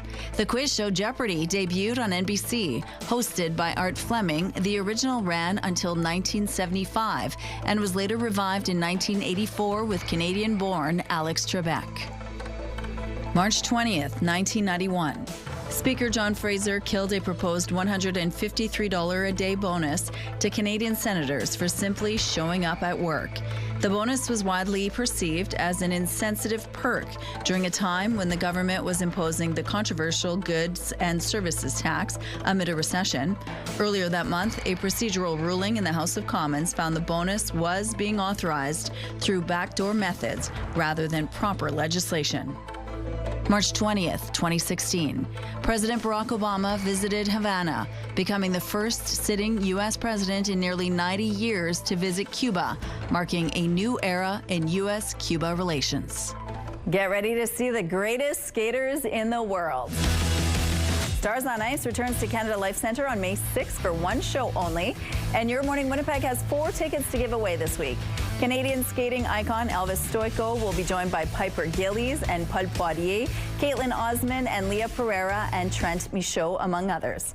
To enter, head to the contest page on our website, ctvwinnipeg.ca, and don't forget to enter the keyword STARS. Good luck. Carrie Anerson's hot streak continued until Thursday evening over at the Women's World Curling Championships in Calgary. They have 2. Need the 4 for Chart. And bring it in. Oh, how do you like that? Anderson's rink broke out in front with 3 points in the 5th end en route to an 8-3 win over South Korea earlier Thursday. Last night, Anderson and company squared off against the 2-7 Norway. Going into the 11th end, Canada and Norway were tied at 6-6. With a hammer, however, Norway went on to defeat Canada 10-6, handing Anderson's team their second loss against 8 wins so far. Canada has this morning off, but will face Australia in the afternoon draw and Japan tonight as round-robin play draws to a close. Well, it's time now for this week's Adorable Adoptables. We begin with Renee. She is a timid 1-year-old who loves to chat over a meal. Just look at those big brown eyes. Renee definitely wants to meet you. Next up is Seamus, a charming 4-year-old pup with expressive eyes, a waggy tail, and contagious happy wiggles. Seamus is playful and affectionate. He's a big guy, but still fancies himself as a lapdog. And meet Nathaniel. He's a young, intelligent, and gentle cat. This 1-year-old kitty is a bit shy, but he will develop strong bonds with people who show him patience and love. If you think you can offer any of these animals a good home, just head down to the Winnipeg Humane Society or give them a call. The number is on your screen. Let's go back now to Ainsley McPhail, who's live this morning telling us all about what we need to know for cottage country, the lake, and even the cabin. Good morning. Yes, Cottage Country's Lake and Cabin Show, the Red River X all weekend long. Corey Gurrell joins us now. And if you want a cool sauna at your cabin, this is the perfect business to stop at. Tell us about you guys. Good morning. We're a small family company that has gotten into the sauna business about 6 years ago. And we try and give you a good quality product that you can enjoy for years and years. And we really focus on Canadian made. Everything in our barrels are Canadian produced. All our cedar comes from BC. Our new line of stoves are Canadian made, CSA approved. Yeah, just a top quality product, and we enjoy doing what we're doing, and we hope it catches on more and more, and people seem to really enjoy them, and yeah. Different sizes, different styles. We do 4 different models. We do a 6-foot mini, which is our smallest. It fits 4 people. We do an 8-foot deluxe, which is the 6-foot sauna compartment with the 2-foot overhang with your cool down benches. And then we do an 8-foot space saver, which is a flat front wall with a 8-foot sauna compartment. And then the big one is the 10-foot deluxe with the 8-foot sauna compartment with the 2-foot overhang with your cool down benches. Before we're out of time, I have to ask you, these saunas are getting quite high tech. Yes, this year we've gone with a Canadian company, Canadian-made sauna stoves, 9-kilowatt stoves, and the good news is they are Wi-Fi compatible now, so you can sit on your couch and turn your stove on, or before you leave work, or wherever you're coming from, you just turn your stove on, and when you get home, they're ready to go for you. Yeah, I guess anywhere you can have one of these guys. Thank you so much. You can catch them here at the Cottage Country's Lake and Cabin Show all weekend long. Okay, thank you, Ainsley. And you know, when it's this humid outside, it's nice to sit in a sauna and warm up. I mean, I feel like any time is a good time for the sauna, right? And they talk about all the health benefits to go with it. Also, some health benefits just to getting outside and stretching your legs a little bit. And with temperatures like this today, yeah, you'll want to do just that. Just know that you'll need some good traction because as mild as it is, and it might entice you outside, it is very slippery on those surfaces. 0 degrees right now, winds out of the west, 15 kilometers per hour. The pressure is rising and the humidity sitting at 96%. We do have some heavier clouds hanging around. We'll likely see those through the morning hours. Also could see through the morning hours a bit of precipitation. So far it hasn't really landed much in Winnipeg, but you can see it showing up in many places throughout southern Manitoba, through central and northern Manitoba. Possible precipitation as well. It just never reads on the satellite image, but you might actually be seeing some flurries, especially further up into the northeast. That's where things will be a little bit cooler today. Not a cool day at all. In fact, a very mild and even above seasonal day for us, headed to a high of 3 degrees plus 1 is a normal daytime high. So we're likely to be just beyond that, pushing up to about 3 degrees today with moderate winds out of the southwest at about 15 kilometers per hour. While we'll have some heavier clouds hanging around through the morning, midday might provide some breaks in those clouds, a little bit of sunshine for us through the afternoon before it clouds over again tonight, bringing another round of precipitation. 0 degrees though for the overnight temperatures, well above seasonal, and tomorrow another mild day, 2 degrees expected. Tomorrow we might deal with a bit more of a breeze out of the north at about 30 kilometers per hour, and then slightly cooler temperatures following that. With the exception of Monday, when we're back up above freezing, we will notice those slightly below seasonal temperatures continuing throughout the week. A woman reported missing from western Manitoba Wednesday night has been found dead. RCMP say the 21-year-old from Ochi-Chaco CP First Nation was reported missing around 10 o'clock, but was last seen 2 days earlier at a home in the community, which is roughly 67 kilometers northeast of Dauphin. The force says her body was found near the main road running into the community around 9 o'clock Thursday morning. RCMP haven't released her name and say the cause of death is under investigation. The University of Oxford has published its annual World Happiness Report, and Canada ranks 25th. Canada fell from 18th place last year, finishing behind 23rd ranked United States. Our country has been steadily declining since ranking 5th in 2015. Researchers point to heavy social media use as a key contributor to the drop in well-being for young people, especially teenage girls in English-speaking countries. Finland ranked as the world's happiest country for the 9th straight year, with several other Nordic countries also included in the top 10. 8 people are safe after being rescued from a mudslide in BC. Happy to report all people are in great condition and are now under the care and control of the City of Coquitlam ESS program. Heavy rain this week triggered a slide in Coquitlam, trapping people inside multiple homes. 8 people, 2 dogs, and a cat were airlifted to safety. There are no reports of any injuries. The slide also knocked down power lines and caused an outage for more than 5,000 BC Hydro customers. The reality of war was captured by a reporter broadcasting in Lebanon when a missile landed just steps away from where he was standing. And before we show you this video, it's important to note the reporter is okay. Further rocket attacks were reported against Nahariya and admitted.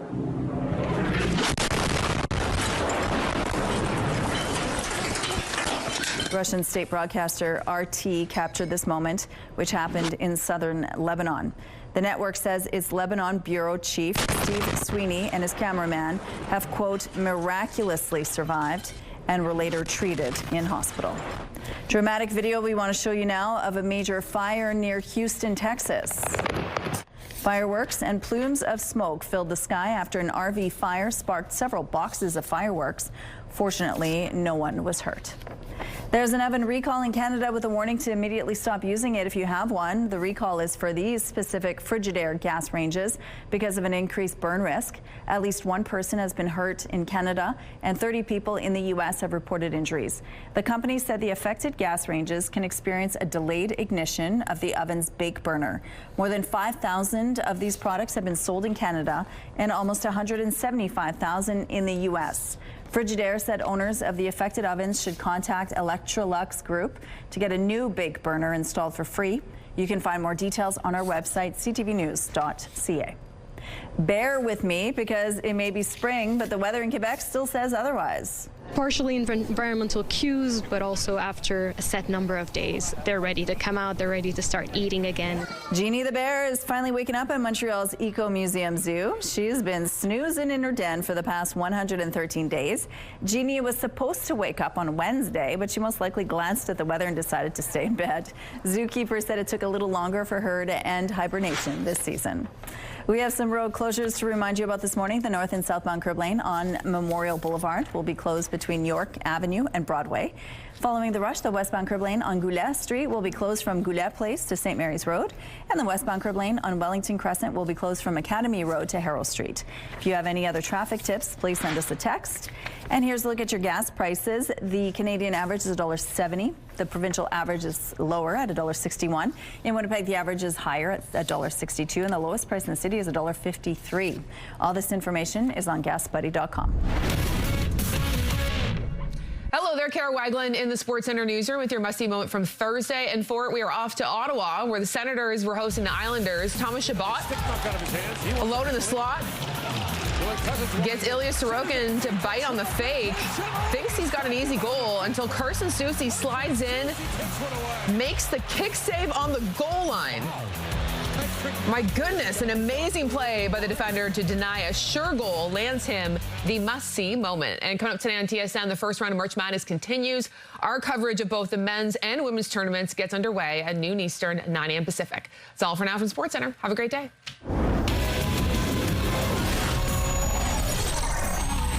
The TSN must-see moment is brought to you by Super Blinds and Draperies, featuring Hunter Douglas products.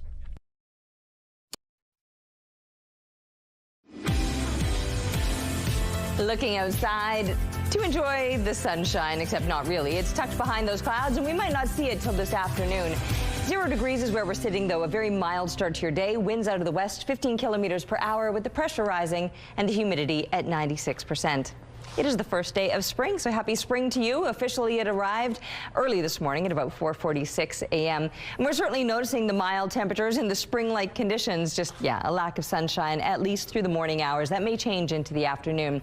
But for this morning, the possibility of some freezing rain or some straight-up showers. And then through central and northern Manitoba, precipitation expected there as well. And the further that you're getting up into the northeast, the more likely it will be in frozen form, because that's where the temperatures are going to be the coldest today, like in Churchill, around -21. -9 in around the Gillam area. These are your expected high temperatures today.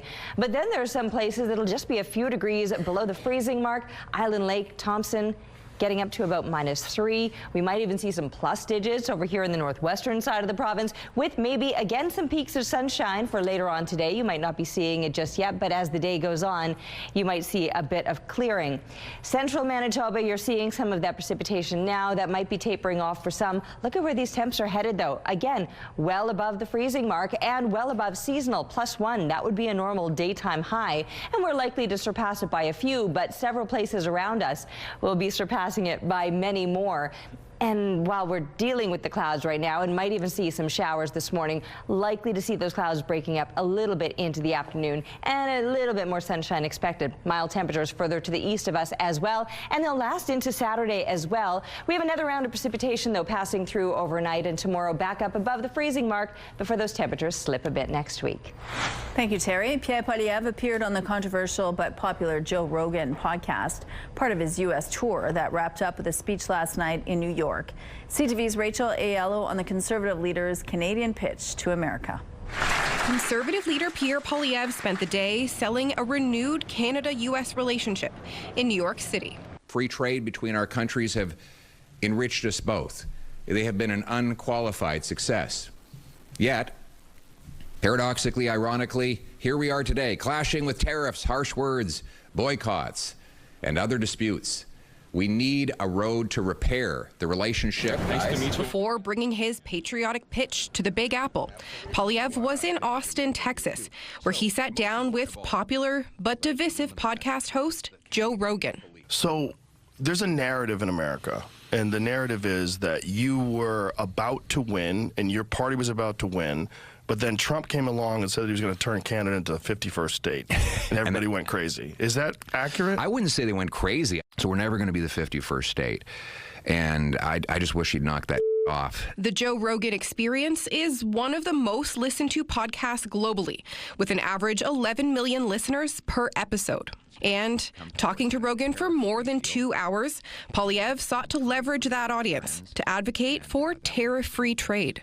Have you had conversations with Trump about this? No. I've said, listen, I'll leave it to the Prime Minister to do the negotiating. Rogan has been criticized for platforming polarizing figures and spreading misinformation. He had invited Polyev to come on during the last election, but the Conservative leader declined. Now, the party says the podcast is an ideal platform to gain traction on both sides of the border. The fact that Pierre Poilievre is down there in a way that he's in communication with the Prime Minister's office and saying these things, this is all positive. The two men also talked at length about fitness, as well as major Canadian political storylines, from the Freedom Convoy and assisted dying to Alberta separation and the push to approve new major energy projects. For Canadians trying to escape a never-ending winter with a trip down south, it's been an unusual year. Global instability, including cartel violence in Mexico or energy blackouts in Cuba, has meant fewer options and sky-high prices elsewhere. It's all having an effect on how many are choosing to travel. Joining us now with more is CTV's Kamil Karamali. Good morning, Kamil. Good morning, Rochelle. Thank you so much for joining us. Now, how is the global conflict changing travel for Canadians during the March break? Yeah, not a great March break for a lot of people who were hoping to be able to travel on a bit of a budget. We've seen, according to travel agents, the price of an airline ticket increase anywhere from 20 to 30% in some cases. And this is because the price of oil has gone up amid the ongoing global conflicts. What we're hearing is also the most recent week showing that the average price of jet fuel has climbed to $175 US per barrel. That's compared to $99 a barrel before the war between Iran and Israel and the US began. This is according to the International Air Transport Association. And airline companies are also saying they're making changes to adapt. We've heard from Air Canada that said it has adjusted its fares to account for the jet fuel increases. Also saying they're considering cutting regional routes to save money. And we've also heard from WestJet, Rochelle. They said they're also have increased their prices, but are also likely to further pricing adjustments that may be needed. So even though we've seen an increase, Rochelle, the worst may be yet to come as the price of oil continues to go up amid these global conflicts. So does that mean more Canadians are choosing to just stay here at home? Yeah, that's exactly what appears to be taking place. So we're talking to travel agencies, and many of them say, look, with what is happening in Cuba, with the energy crisis happening there, there's a lot of Canadians, instead of going to Cuba, who are now heading to Jamaica and other Caribbean islands. That is increasing the prices of hotel stays there. And as we very well know, a lot of people are still boycotting the U.S., so people are trying to fly to Europe as well. But aside from that, many people choosing to stay here, Rochelle, and keep things domestic. A little staycation. Okay, thank you, Kamil. CTV's account, Kamil.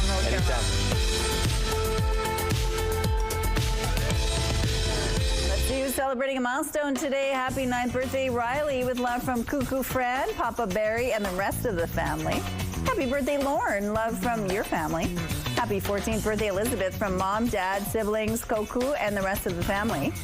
Luca, happy 9th birthday, Luca. Mom and Dad send their love and say you make them smile every day. Happy 65th birthday, Opa Eve. Love from your family. Happy 2nd birthday, Bauer. Love Cuckoo, Fran, Papa Barry, and the rest of the family. Happy 21st birthday, Ella. Love Mom, Dad, Spencer, Nanny, Paris, Sydney, and Gizmo. Happy 9th birthday, Amira. Love Coco and your family. Happy 65th birthday, Paul and Nicole. Love your family and friends. Happy 70th birthday, Mama Mary. Love all your family. And a happy 100th birthday to Laurette. With love from all your children, Lise, Claudette, Lucille, Larry, and Giselle, your 9 grandchildren and great-grandchild. To submit your milestone, visit our website, ctvnewswinnipeg.ca, and fill out the form at least 2 days in advance. It will also enter you into our monthly contest for a chance to win a $100 gift certificate to Party Stuff.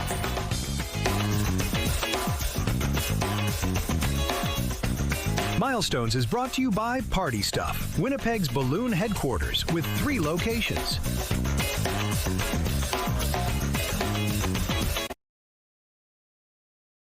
Weather is brought to you by Garage Masters, your complete garage specialists. All right, first day of spring, and we're looking at a high today of 3 degrees, which will be a slightly above seasonal day, because normals for this time of year, that would be about 1. Now, last year we had a very mild start to the season, 7.2 degrees, although back in 2021, we surpassed even that, 17 degrees to kick off the season. Now, here's the thing. I've got the umbrella out. Don't think that it's raining. It's just more of this mist. You can kind of see this very fine mist. I wouldn't exactly call it rain, but there's something in the air. It's mist, if you will. Anyway, I just wanted to stay dry out here, so I pulled the umbrella out, and I was thinking I might need that today because all throughout central and southern Manitoba, we are seeing some precipitation. Many places still in mixed form as we're hovering right around the freezing mark. That's where we're sitting right now in Winnipeg, 0 degrees with a bit of a breeze. The breeze, though, on the lighter side, and will stay that way today. We'll likely deal with these heavier clouds and that mixed precipitation through the morning hours. Into the afternoon, things might start to look a little bit brighter. Clouds breaking up, clearing out a little bit, at least here through southeastern Manitoba. Through central and northern Manitoba, we'll probably deal with some heavier clouds lingering, and maybe further up into especially the northeast where things are slightly cooler, some scattered flurries are expected. More precipitation moving in overnight, and tomorrow still mild before it dips a bit on Sunday. It's been slightly more than a year since the Winnipeg Police Service's new police chief, Gene Bowers, was sworn in as the city's 19th police chief. Bowers set several priorities back then, including addressing violent crime in our city, as well as working on reconciliation with Indigenous communities. Now that a year has passed, Police Chief Bowers joins us now to reflect back on his first year on the job. Good morning, Chief Bowers. Morning. Thank you so much for joining us. Yes. A whole year. Can you believe a whole year has gone by? No. Was it fast? Yeah, it went by really quick. Okay, so let's look back. What were some of your highlights, most memorable moments, would you say? Well, I think getting back into the community and meeting with the different community leaders and community members. I did a lot of that work in my past, and it was like a homecoming for me, and it felt really good. Like, you know, this is where I needed to be and belong. So that was really a highlight. And I think the other highlight is how the service is pulled together. You know, our queue is, we have a lot of calls waiting for service, and we did. And I wanted to address that, and that was about setting some clear expectations and also monitoring what we're doing and knowing where we are with our response to calls for service. So there was over 760,000 calls to our 9/11 center. That's a 6% increase from last year and over the 5-year average. But we're able to respond to emergency calls 10% faster, and also 58% our productivity went up responding to lower priority calls. Now, these calls are important as well, right? But we weren't doing a great job with that. So what's happened is our queue is down, which is with our calls are up. So that means we're getting to the calls sooner, or we're giving service sooner. And we're also able to be out there proactively, so more visible in the community. You know, we made, I believe we made 14% more arrests this year. So again, and because of that, you know, we've had some good results. Okay, anything looking back that you wish you could change or would have done differently? You know, no, I don't think so. I think, you know, I had a set plan, and I'm staying on course. I think, you know, I'm just going to continue on with that. I think the service and the membership's responding well, and we're seeing some reductions in crime. Violent crime overall is down 5%. Our homicides were half of what they were the year before. And again, homicides are hard to you know, to measure and how to predict or prevent, but that did have an impact on us, on our budget as well, because those events take a lot of resources. But you did have a tough year. You had former disgraced police officer Elston Bostock with some of the charges that he faced. He was sentenced to 7 years. Other officers are also facing charges. The public perception of the Winnipeg Police, do you feel it was changed as a result of that? And if so, what would you do to work on improving that? Yeah, definitely. You know, we took a hit there for sure. Anytime things like that happen, anytime our members in the vast majority are very dedicated, they want to keep our citizens safe, but anytime someone does step out of line, we're going to investigate it. It's very serious. We're going to hold people accountable, and potentially charge them with the crime. So there's no room for that type of behavior in our service. I've taken 10 different steps that I spoke to at the board about what we're going to do as a service, and a lot of that is some training for our supervisors to ensure that we're catching things when things may be going off the rails. We're doing KPI metrics, so we're looking at performance, we're looking at productivity, and when that goes down, that's also a sign to kind of check in with somebody to see kind of what's going on. Okay, let's talk about the budget. You were well below budget last year. How did you do that, and how do you plan to do it again? Well, we have a really stringent process internally within our service. We meet weekly with our finance director. We also report to the board, as you know. So there's a lot of eyes on what the budget is, and we're very careful on how we spend the money that we're given. Again, with the homicides down, that is a big pull on overtime, on resources. So with like half of the homicides, that had an impact as well. And again, our overtime is down, and I just think the way we structured things, we're more efficient and effective, and we're able to really know what we're doing and what we're spending our resources on. Well, this moving into the next year for yourself, what do you see yourself doing over the next year? Well, there's still some things that I want to get in place. Our station duty offices, the members are in place, but they're not open. There has to be some construction still to go on before we can actually open the doors. So I really want to get that. We're just waiting for some supplies that are hard to get. So that I'm excited about, to getting us back there. I'm also excited about our rapid response unit. That's going to be a utility unit that can go to areas where we're having spikes in crime and they can put some attention to that. And they're going to relieve the front lines from that work that they've had to do. So I'm really excited to see how that's going to go. Okay, well, Chief Bowers, thank you so much for giving us some of your time this morning, and congrats on the first year on the job. Thank you. Here's a look outside right now at St. Mary's Road. Things have picked up over here, as you can see, but overall moving quite well. We're going to take a break. We'll be right back after this. It's Friday, March 20th, preparing for the melt. As temperatures rise, rural municipalities are getting a head start, doing what it takes. Take away excess snow and ice. Bus mishap. A parent is speaking out after a school outing takes an unexpected twist, resulting in a bridge collision on the way to Assiniboine Park. And no relief in sight as fuel prices spike. What experts say will need to happen to get prices heading in the right or in the opposite direction again. Your Morning Winnipeg starts right now.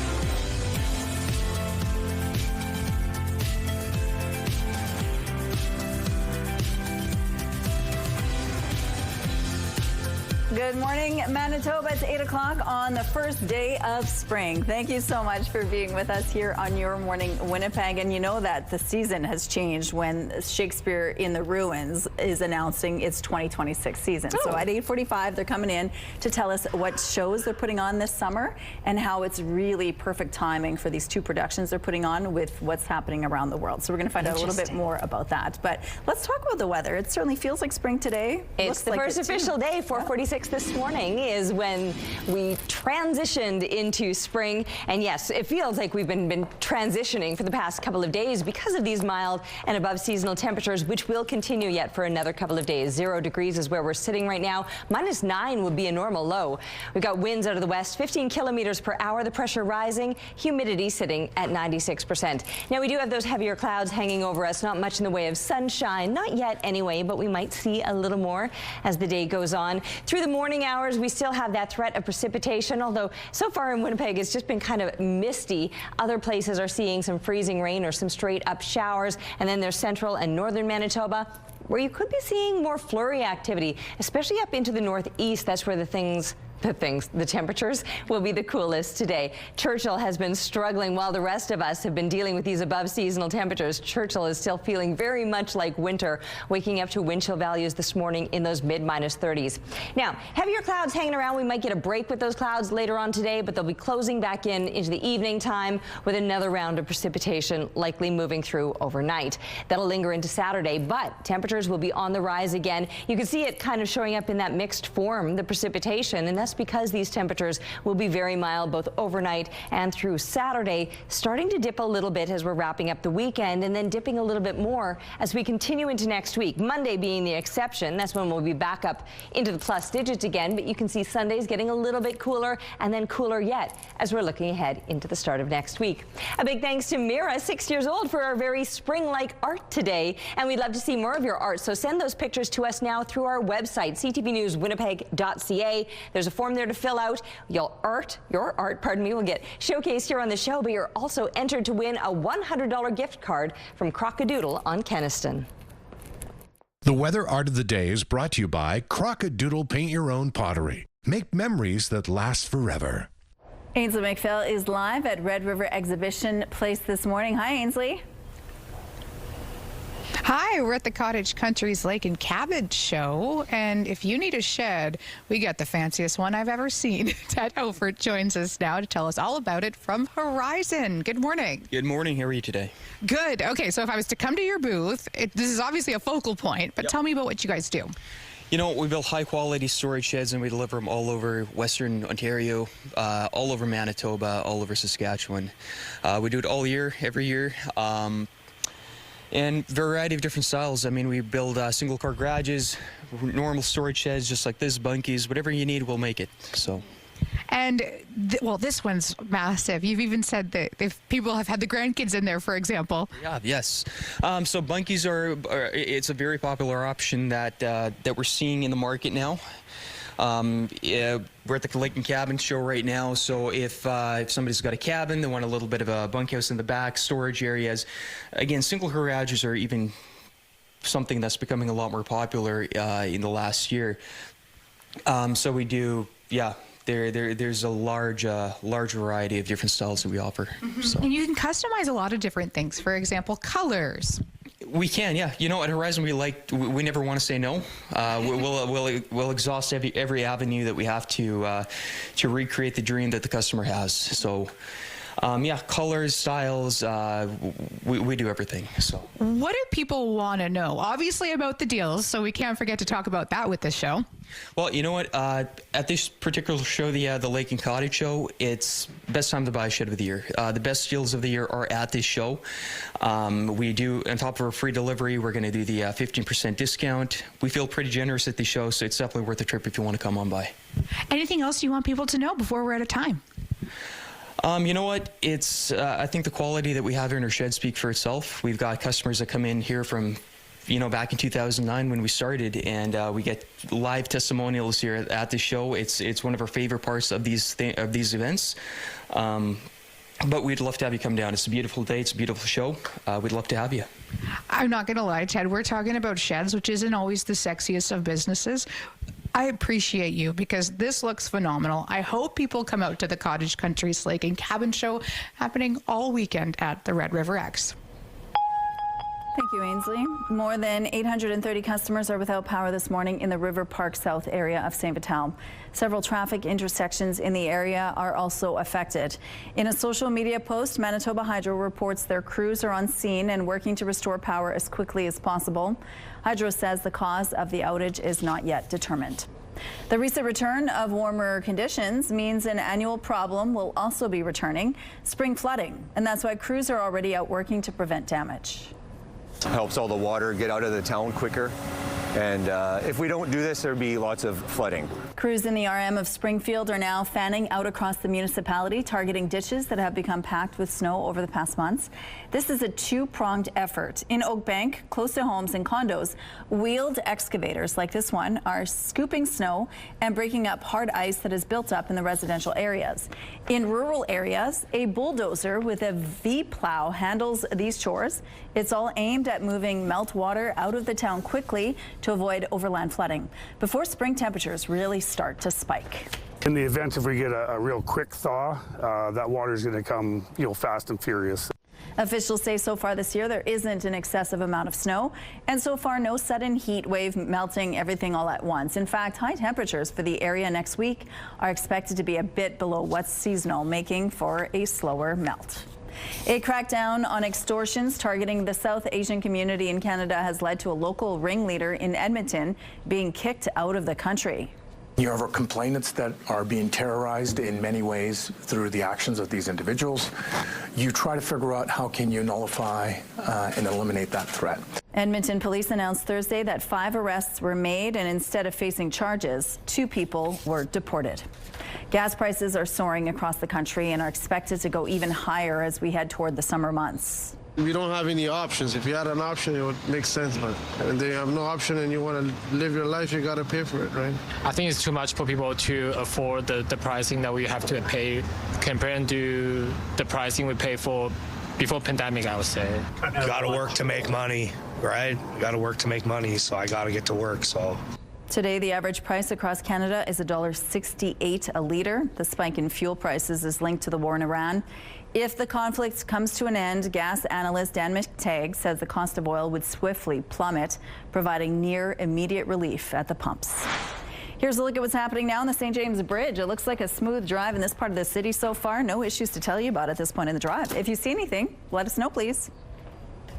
Traffic is brought to you by Curtis Carpets, Manitoba's flooring experts. When it comes to kids and their sports, lots of them are specializing early, but as that happens, the risk of overdoing it can also happen. Jeff Wood joins us now. He's the performance manager here at Sport Manitoba. What are you guys seeing, Jeff? I think we see a lot of exposure to the same movement patterns over and over when athletes are younger and they play one sport. So you see a lot of things like shoulder injuries in swimmers and baseball players and volleyball players, or knee injuries in basketball and volleyball, or hip and groin injuries with hockey and ringette. So there's a lot of those overuse type injuries younger nowadays, that now that athletes are typically specializing a little earlier. Mm-hmm. And what are some early signs or ways to recognize that this is happening?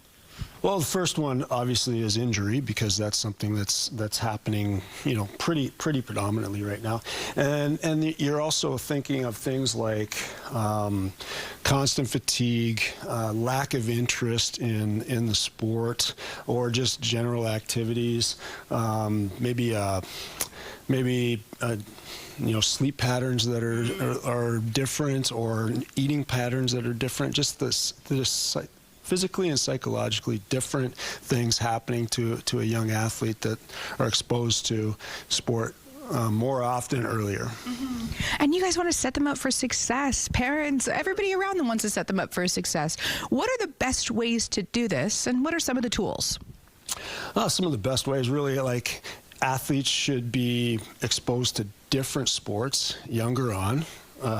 earlier, and they really should be able to also get exposed to just going out and playing different sports.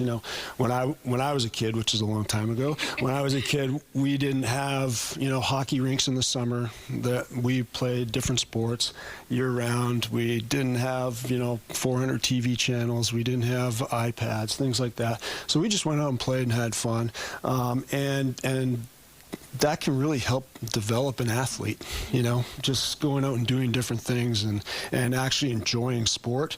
And then when it's time to specialize, typically a little older, when you're 15, 16, 17 years old, you've developed those athletic abilities that can take you to a higher level. Well, I don't think I'm going to be the next Wayne Gretzky, but it is good to have those transferable skills, and it's good to set up our children for success. Yeah. Thank you so much. This report is brought to you by Sport Manitoba, growing sport, wellness, and community. The CTV Live Eye is brought to you by Bathfitter, exclusive home of the PermaFit solution. Nice bit of a pink glow that we have happening outside this morning. Not too much sunshine first thing for our first day of spring. That is exactly what you heard me say. Spring officially arrived this morning at 4:46 a.m., so it was early in the morning. when we flipped into the next season, but we've actually been feeling these spring-like temperatures for the past couple of days, at least here in the south. Right now we're sitting at 0 degrees. That is well above seasonal. -9 would be a normal low temperature throughout southern Manitoba, and you can see all of us are well above what you would expect this time of year. Some places even into the plus digits. Portage, Morden Winkler area, +1 right now. Central Manitoba just a couple degrees below freezing. Further into the north, a little bit cooler yet, but again, mild for what you would expect. And then there's Churchill. Churchill, the exception to the spring-like weather that we've been experiencing. Feels like the dead of winter, -29. That's your actual temperature. And then you add in the wind on top of that, and it feels like -39 up in the area. So you're going to need all of those layers. Incredibly cold start to your day. For the rest of us, though, yes, it's mild. So much so that the precipitation that we're seeing showing up for some places throughout the south is in that more liquid form, or the pink, some freezing rain perhaps. A little bit of precipitation that doesn't read on the satellite image, but through northern Manitoba some scattered snow is possible.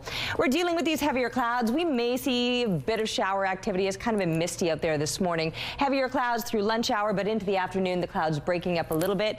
As we climb up to 3 degrees, that's our expected high for today, and plus digits on tap tomorrow after more precipitation overnight. Next week, that's a bit of a different story. With the exception of Monday, above the freezing mark, we will see those temperatures dropping off a little bit.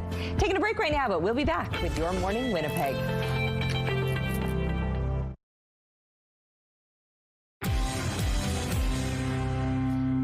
Along with the physical war in Iran, there is a cyber war going on. An Iran-linked cyber group, Handala, is claiming it breached the email account of Deborah Oppenheimer, a former deputy head of foreign relations at the Mossad in Israel and current head of international affairs at Israel's Institute for National Security Studies.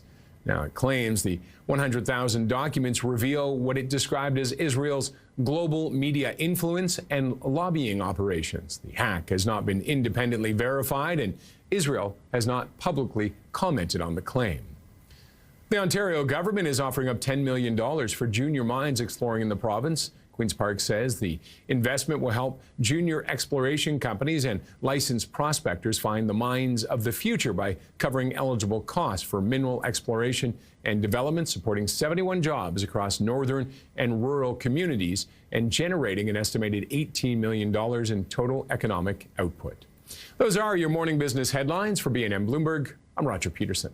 A Canadian teenager is facing life in prison in Hong Kong after being arrested with a staggering 25 kilos of cocaine in her luggage. But a new documentary from W5's Avery Haynes Investigates uncovers evidence that she may have been tricked by a crime syndicate targeting Canadians online and through friend groups. The investigation stretches from Canada to Hong Kong and reveals that at least 4 Canadians have been arrested in just 4 months, carrying nearly 100 kilos of cocaine between them. The Cocaine Suitcases airs this Saturday at 7 p.m. and Avery Haynes joins us now. Good morning, Avery.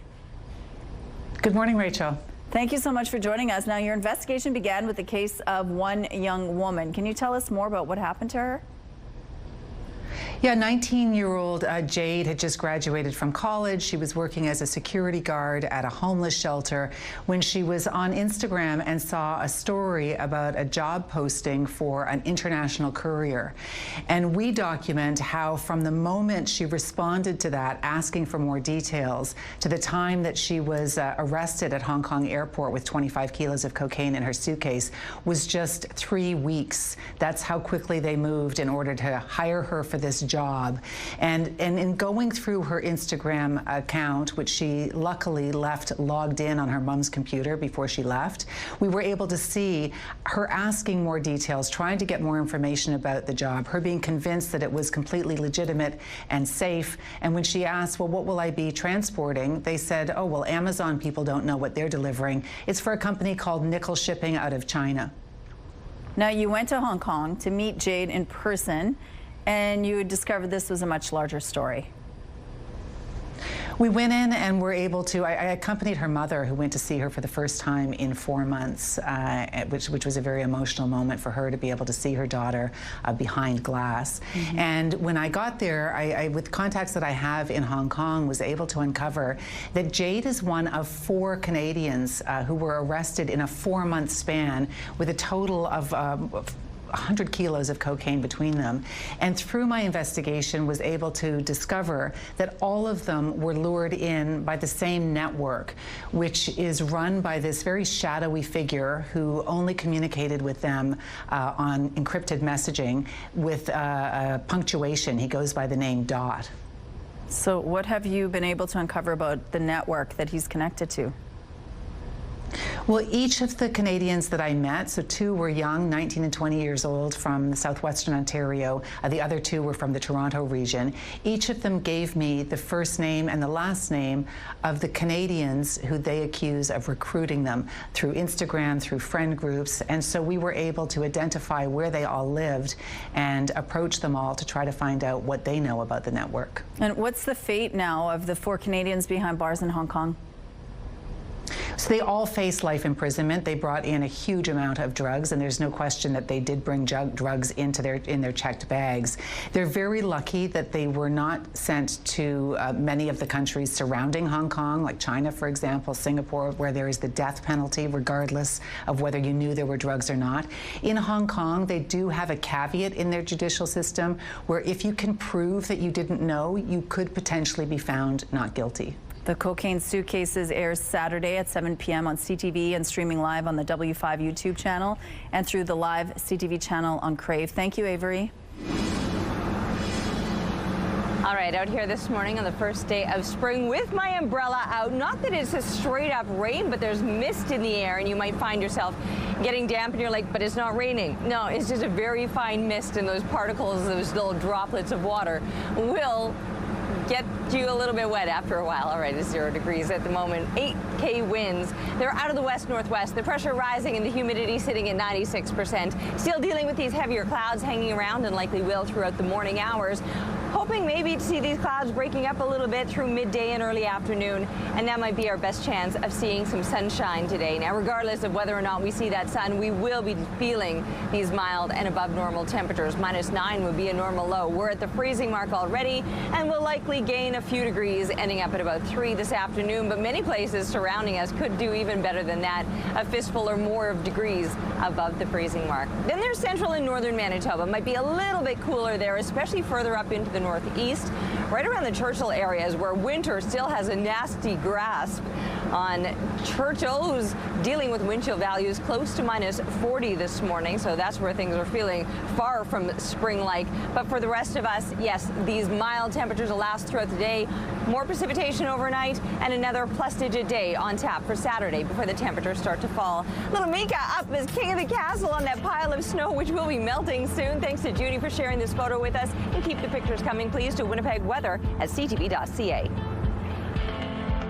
Weather is brought to you by Mr. Lube Plus Tires. Same-day oil and tire changes.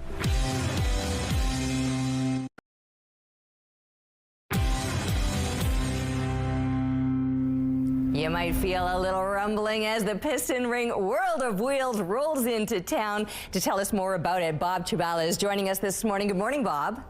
Hey, good morning. Good morning. People are excited about this. I can tell you already. I've been hearing little rumblings, and maybe it is all of the big machines that are going to be coming in. But why don't you tell us a little bit about what it's all about for maybe those that might not be familiar?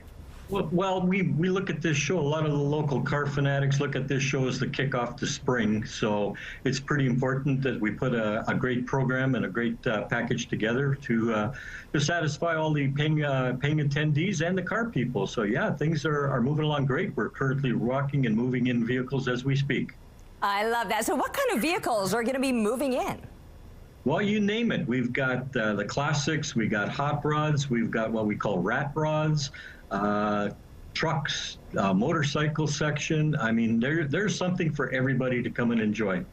Yeah. Would you say that there's something there that's like the most popular or the biggest draw, or it kind of depends on who you are and what you like?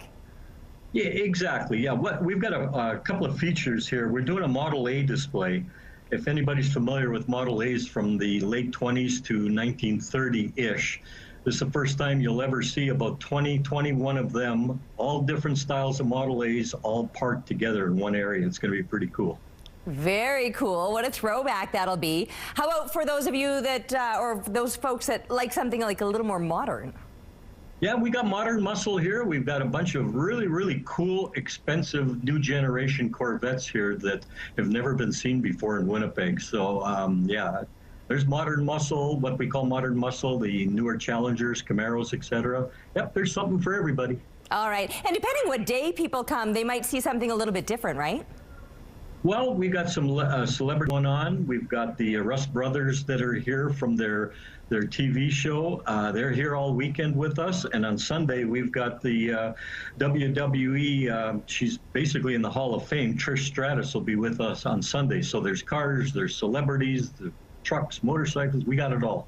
All right. I remember bringing my son to the show. We were actually just looking through some old photographs from back in the day when I took him, and we had those big headphones on for him. Might be something recommended to parents of small children, yeah?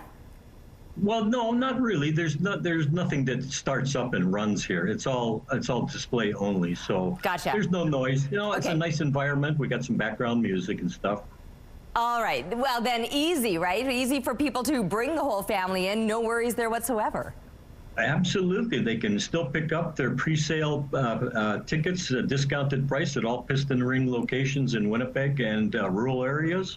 Still time to get some discount tickets. So, yep, for sure. You make it so easy. I'm sure it's going to be a fantastic weekend for car fanatics or, I mean, really anybody that wants to check out the fun that's happening down there. Why don't you tell us again where it's happening?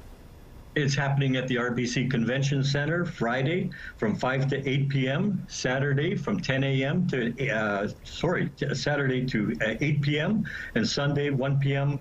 to 6 p.m.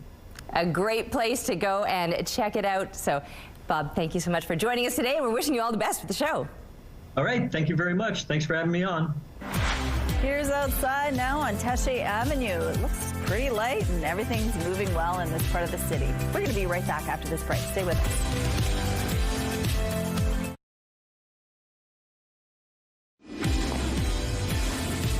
us. 0 degrees outside with some heavier clouds hanging over us. Does it look a little bit brighter right along the horizon? We can hope for some sunshine today. Winds are light out of the west-northwest, 8 kilometers per hour. The pressure rising and the humidity sitting at 96%. So far this morning, we've been keeping our eye on a bit of precipitation moving through much of southern Manitoba. The pinks, the greens, a little bit mixed. The freezing rain would be the pink, showers, the green. All I've seen so far right around the Winnipeg, or at least in the downtown area, is some mist. Enough that you'll find yourself probably, you know, oh, why did things feel so wet? It's just a finest mist. You can barely even see it, but you can feel it. Now, then there's central and northern Manitoba, where you might be seeing some straight up snowflakes. Temperatures there just a little bit cooler, or in Churchill, a lot cooler. Churchill's been the place where it's feeling like winter still, waking up this morning to a wind chill value of -39. That hurts for the first day of spring, doesn't it? The rest of us, though, will be feeling a little bit more what you would expect for the season. A high of +3 today is where we're headed in Winnipeg. With that possibility of precipitation this morning, maybe the clouds clearing out somewhat into the afternoon, a little more sunshine. It would be nice to see it today, especially kind of kicking off the season.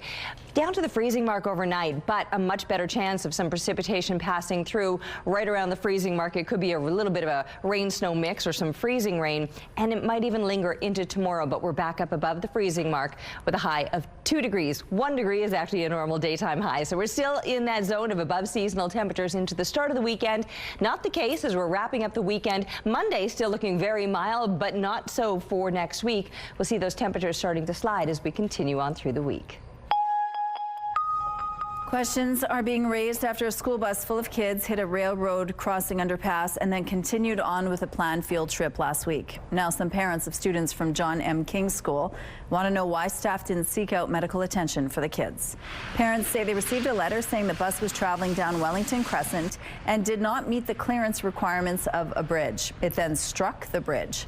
The school says the bus was traveling at minimum speed and said, quote, "The slight impact may have caused children to nudge forward." It says no injuries were reported, but a concerned parent is questioning how the situation was handled. It struck the bottom of the underpass. It did not stop or really do anything. The bus backed up, pulled a U-turn, continued on its route, and dropped the children off at the Leaf at the Assiniboine Zoo. From there, the children were just asked by a teacher if they were okay and continued on with their day.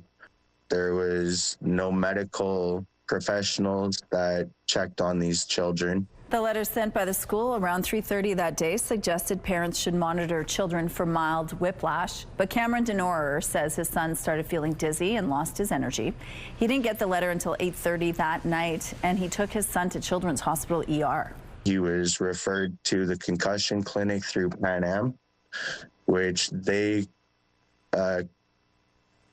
gave us a positive on a concussion and whiplash, which it's been a week since that field trip today, and he is still kind of suffering from those symptoms as well. Meantime, Denorer says a Winnipeg School Division representative told him the bus was a private contractor, not a division bus. He was also told MPI was not contacted at the time. He said a division representative told him a claim was opened 4 days after the crash. CTV News has reached out to the school division and the Winnipeg Police for comment, but has not yet received a response. It's been a tumultuous winter travel season for tourists and airlines dealing with global conflict and economic turmoil. So where are Canadians going? Here's CTV's Judy Trin. Your luggage is taken care of. This retired couple is booking their flight to Asia and their cruise a year in advance. Japan and then Southeast Asia. And we're really looking forward to Japan. But buying tickets early is already costing more than expected. Prices go up 20-30% on flights for the summer, so people are starting to plan a little earlier and really hoping that they capture those savings before the prices go up even more. The war in the Middle East is driving up the price of jet fuel. The average weekly price has climbed to $175 US a barrel, compared to $99 the week before the war on Iran began. Air Canada, WestJet, and Air Transat have already increased their fares. Other international airlines have tacked on fuel surcharges or reduced their routes. From the Middle East to the Caribbean, it has been a tumultuous travel season. Power outages and food shortages in Cuba forced airlines to suspend flights. Cartel violence in Mexico's Puerto Vallarta scared away some travelers, including these women who paid $500 more for their vacation package in the Dominican Republic. When they didn't have gas and power, that's when it went up, but not for Cuba because we couldn't go. Yep. And then that's why we're going to Punta Cana. Yeah. Even we wanted to go to Mexico. Despite global conflicts, some travelers remain determined to see the world. We're at a point in our lives where either do it now or never. The low Canadian dollar is also having an impact. The loonie is currently hovering at about 73 cents US, where it's been stuck for the past 3 years, leading Canadians to choose destinations where their money goes further. Judy Trin, CTV News, Ottawa. Here's a look at what's happening in traffic now at Portage Avenue at Polo Park. Yeah, things are pretty good so far this morning. If you see any problems out there, when it's safe to do so, please send us a text. Here's a look at your gas prices. The Canadian average is $1.70. The provincial average is $1.61. In Winnipeg, the average is $1.62, and the lowest price in the city is $1.53. All this information is on GasBuddy.com. Time now for your answers to our question of the day. Spring starts today, and we asked, what are you most looking forward to doing this spring? I'm going to do some spring cleaning, says Susan. Marlene is looking forward to warm sunshine, sitting outside, listening and watching the birds come around. Me too. Helen and Eve are getting the wood in the basement for next winter, watching for all the trees to burst into leaves and counting down days until we can camp.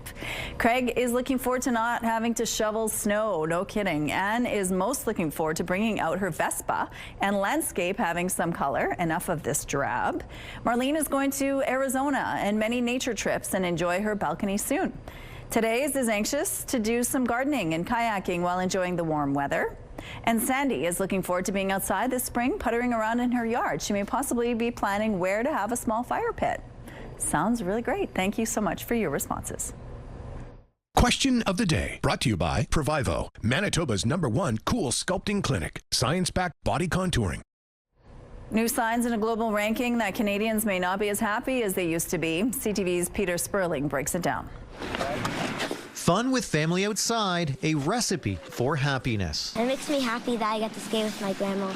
10-year-old Barron choosing skating over screen time. It's really fun that I get to go outside and I'm not staying inside playing video games because it gets boring after a while. Researchers are looking at whether heavy social media use among youth is impacting well-being as Canada's ranking on the World Happiness Report continues to decline. So the reason why we see Canada and North America more generally slip down the ranking is in fact mostly driven by the drop in youth well-being. Canada slipped to 25th place after coming in 18th last year, finishing behind the 23rd ranked United States. And this is also the focus of this year's report, where we look into the role that social media might be playing in that decline. It's 10 hours and 10 minutes. Trina Chu, an Algonquin College student, says she spends more than 10 hours a day on average on her phone and says it does impact her happiness. I tend to doom scroll too, to kind of boost up my serotonin and my dopamine. It's something experts at CHEO are also noticing. Before screens ever came along, people seemed to be happier and people connected with that which they really needed. But if Canada's in 25th place for happiness, who is in first? So I'm from Finland, and we're the first in the world. The report finds Finland is the happiest country in the world. There are more saunas in Finland than cars. I think the foundation of our happiness is built on strong social systems, but also on the culture of well-being. A ranking not surprising for some. Those Nordic countries, they have a style of living, they're happy. Finland, I could see that too. But I think we should have been a lot higher. Peter Sperling, CTV News. Get ready to see the greatest skaters in the world. Stars on Ice returns to Canada Life Centre on May the 6th for one show only. And Your Morning Winnipeg has 4 tickets to give away this week. Canadian skating icon Elvis Stojko will be joined by Piper Gillies and Paul Poirier, Leah Pereira and Trent Michaud, Caitlin Osmond, among others. To enter, head to the contest page on our website, ctvwinnipeg.ca. And don't forget to enter the keyword STARS. Good luck. Let's go out to the rooftop now. The umbrella is out. It's raining on the first day of spring. Yeah, I mean, I won't call this actual rain. I know you're like, then why do you have the umbrella out? It's misty, Rochelle. It's just misty enough that I would find myself getting wet if I didn't have some form of protection over me, but you can barely even see it. You can more so feel it and just notice that you'll end up feeling pretty damp by the time you're headed indoors if you don't have some kind of layer of protection over you at this time. It's 0 degrees though. It is very mild out here with a light wind 8 kilometers per hour from the west-northwest. The pressure rising, humidity sitting at 96%. Now, heavier clouds hanging around for now. We're also seeing that precipitation in mixed form moving all through southern Manitoba and then through central and parts of northern Manitoba. Temperatures just a little bit cooler, that you too may see some precipitation more likely in flurry form, especially up around Churchill. That's where things are the coldest today. Churchill still feeling very much like winter, waking up to wind chill values in around the high -30s and actual temperatures in the mid -20s. But for everybody else, just a few degrees below the freezing mark is where you're headed today across much of northern Manitoba, and just a few degrees above the freezing mark for many places here throughout southern Manitoba. Today and tomorrow, very, very mild, but still that possibility of precipitation in the overnight hours. I do hope this afternoon to see these clouds clearing somewhat, a little bit of sunshine to enjoy for your first afternoon of spring. We're taking a break right now. We'll be back with more on Your Morning Winnipeg. Weather is brought to you by Strictly Amish, exclusively in Arborg, Manitoba.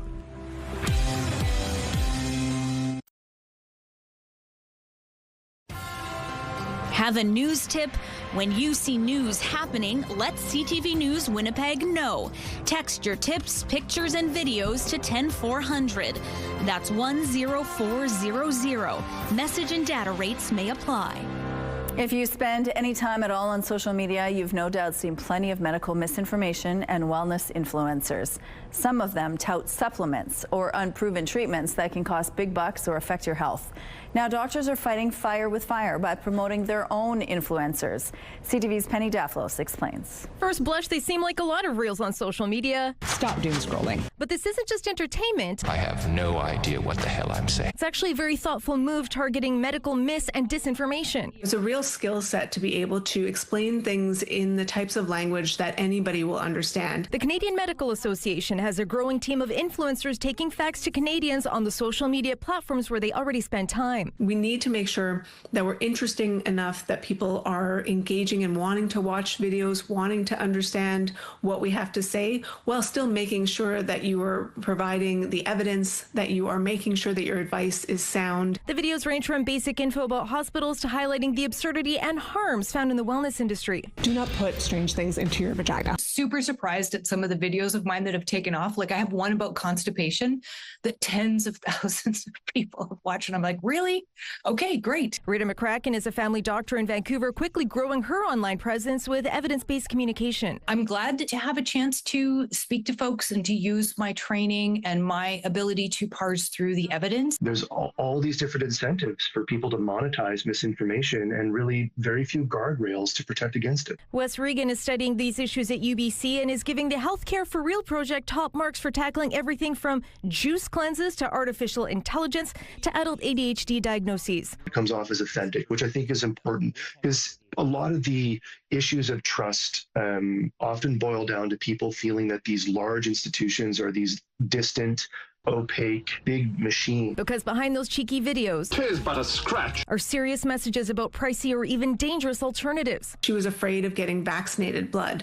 So this became a very life or death situation for this individual because of misinformation. Another reason to take a good look at whose information you're absorbing. Penny Dafflaw, CTV News, Vancouver. There's still snow on the ground, but Shakespeare in the Ruins, or SIR, has just announced its 2026 season, which will feature 2 plays. The theater company features Shakespeare plays in the St. Norbert Trappist Monastery ruins every summer. And joining us now from SIR is the artistic director, Rodrigo Bielfus. Good morning. Morning. Thank you so much for coming back this year. Thank you for having me. It's such a great time of year to sort of bring summer into focus and sort of highlight what's coming up. And of course, Shakespeare in the Ruins is always a great time. Let's talk about the theme this year that you've chosen. The theme is love and legends, and we have a fun Shakespearean comedy with a lot of brain and wit and jokes and music, as you like it, and a modern take on a Greek classic, An Iliad by Lisa Peterson and Dennis O'Hare, which is a solo piece with modern contemporary language and about the Trojan War as if it was happening today. So both plays look at conflict and redemption and love and the cost of war, which all feels a bit too on the button sometimes, these days. Well, right now it's quite fitting to talk about all of these issues. So how does sort of delving into these difficult issues in this kind of format help to sort of bring us a little bit of relief? Yeah, well, I think that's the power of art and storytelling, the Greeks talk about catharsis, which is this release, this idea of coming together and watching a story and feeling that you're not carrying that weight alone. So storytelling and theater do that for you. It's a place of togetherness and also just to sort of like process the madness of the world. Put your phone down, come to nature at SIR, and focus on one thing at a time and feel the release. Okay, so if someone's never been to Shakespeare in the Ruins, paint a picture for us. Like, what is it like when you're in the ruins? Tell us what the vibe is like. It's unlike anything. It's we're outdoors, and we do promenade theater, which means the actors and the audience move about the park from scene to scene. So you get to experience the park, the fullness of the park, the gorgeous sunsets at the ruins, and you experience a story in movement and in immersion. So it's a very immersive experience. It's a unique type of theater. When we were talking about some of these issues like war and love and those kinds of things, and the Greeks have been expressing those stories for thousands of years. Does it feel like history sort of repeats itself with some of these dilemmas? It always does, right? The Iliad is a 3,000-year-old story. It's ancient, and yet it's so now. And I think the hope is that we've been through this before, and we can get through it again if we just, embrace our differences as strength. And as you like, it is about a bunch of very fun characters who discover themselves anew when they're banished from a fascist court into the forest, and then they actually manage to mollify their authoritarian leaders. So there's hope. there's hope in redemption. Absolutely. Let's talk about the crew, the production involved with something like this. What does it take? It takes a lot of work. You know, you're in the elements. Some days it's gorgeous, some days it's a little cold or a little hot. And but we have Michel Boulet, a founder of SIR, returning to direct As You Like It, and Christopher Brower, who is a local favorite, to direct An Iliad. And they're both very creative, and they fill the shows that they direct with music. So expect a lot of music, a lot of incredible sounds while in nature. Okay, and tickets are on sale right now if you buy now, right? That's right, ShakespeareInTheRuins.com, and there's a 15% discount if you buy before April 12th. And we do sell out quite often, so buy early. And bring a lawn chair, bring water. We have the chairs. Oh, you have all the chairs. We have the chairs. We have a bar. The whole park is licensed. Oh my gosh, you can drink as you walk everywhere and watch a show. That's lovely. Well, thank you for sharing this with us. And if you want more information, we have a link on our website. Thank you. Thank you. All right, for the first day of spring, we've got a beautiful, mild start to your morning. It is a little bit misty out there, so just keep that in mind. But 0 degrees is where we begin. You compare that to a normal low of -9, and we are well above seasonal. Winds out of the west-northwest are 8 kilometers per hour. The pressure is rising, and the humidity sitting at 96%.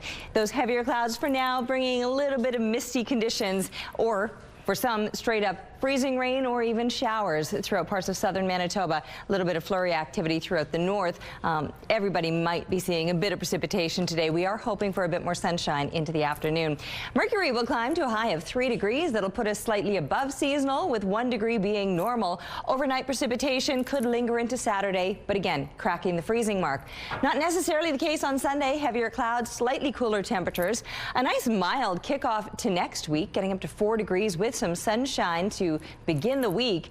But then all of a sudden, these temperatures on a little bit of a slip and slide again, and we're back to below seasonal temperatures, though there should be some sunshine off and on throughout next week. We're taking a break, but we'll be back with Your Morning Winnipeg.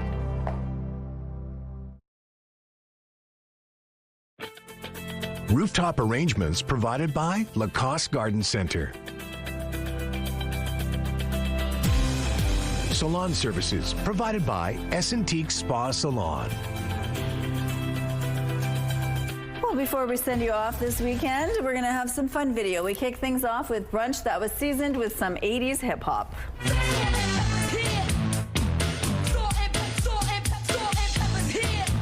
Yeah, who doesn't love a little salt and pepper? These ladies are adding a little fun to their brunch by singing along with the group's hit, Push It. Yeah, that music does something to us, doesn't it? I just want to get dancing. Well, tennis can be a tough sport to train for, and that's why you need to enlist a coach that can multitask.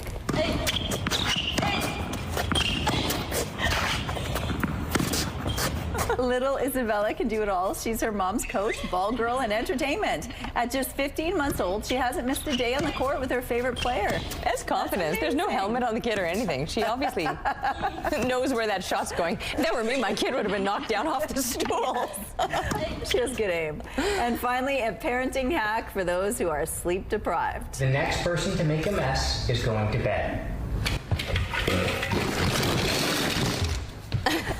This mom didn't hesitate to make a mess, and the consequence was going to bed. She jumped right up, threw down her daughter's bowl of popcorn, and dumped all the toys from the toy box. This video has racked up nearly 17 million views, with many agreeing that the mess will probably still be there when she wakes up. Absolutely. Who else is going to do it? The kid's like, that was my popcorn. That does it for us. Have a great weekend. We'll see you Monday.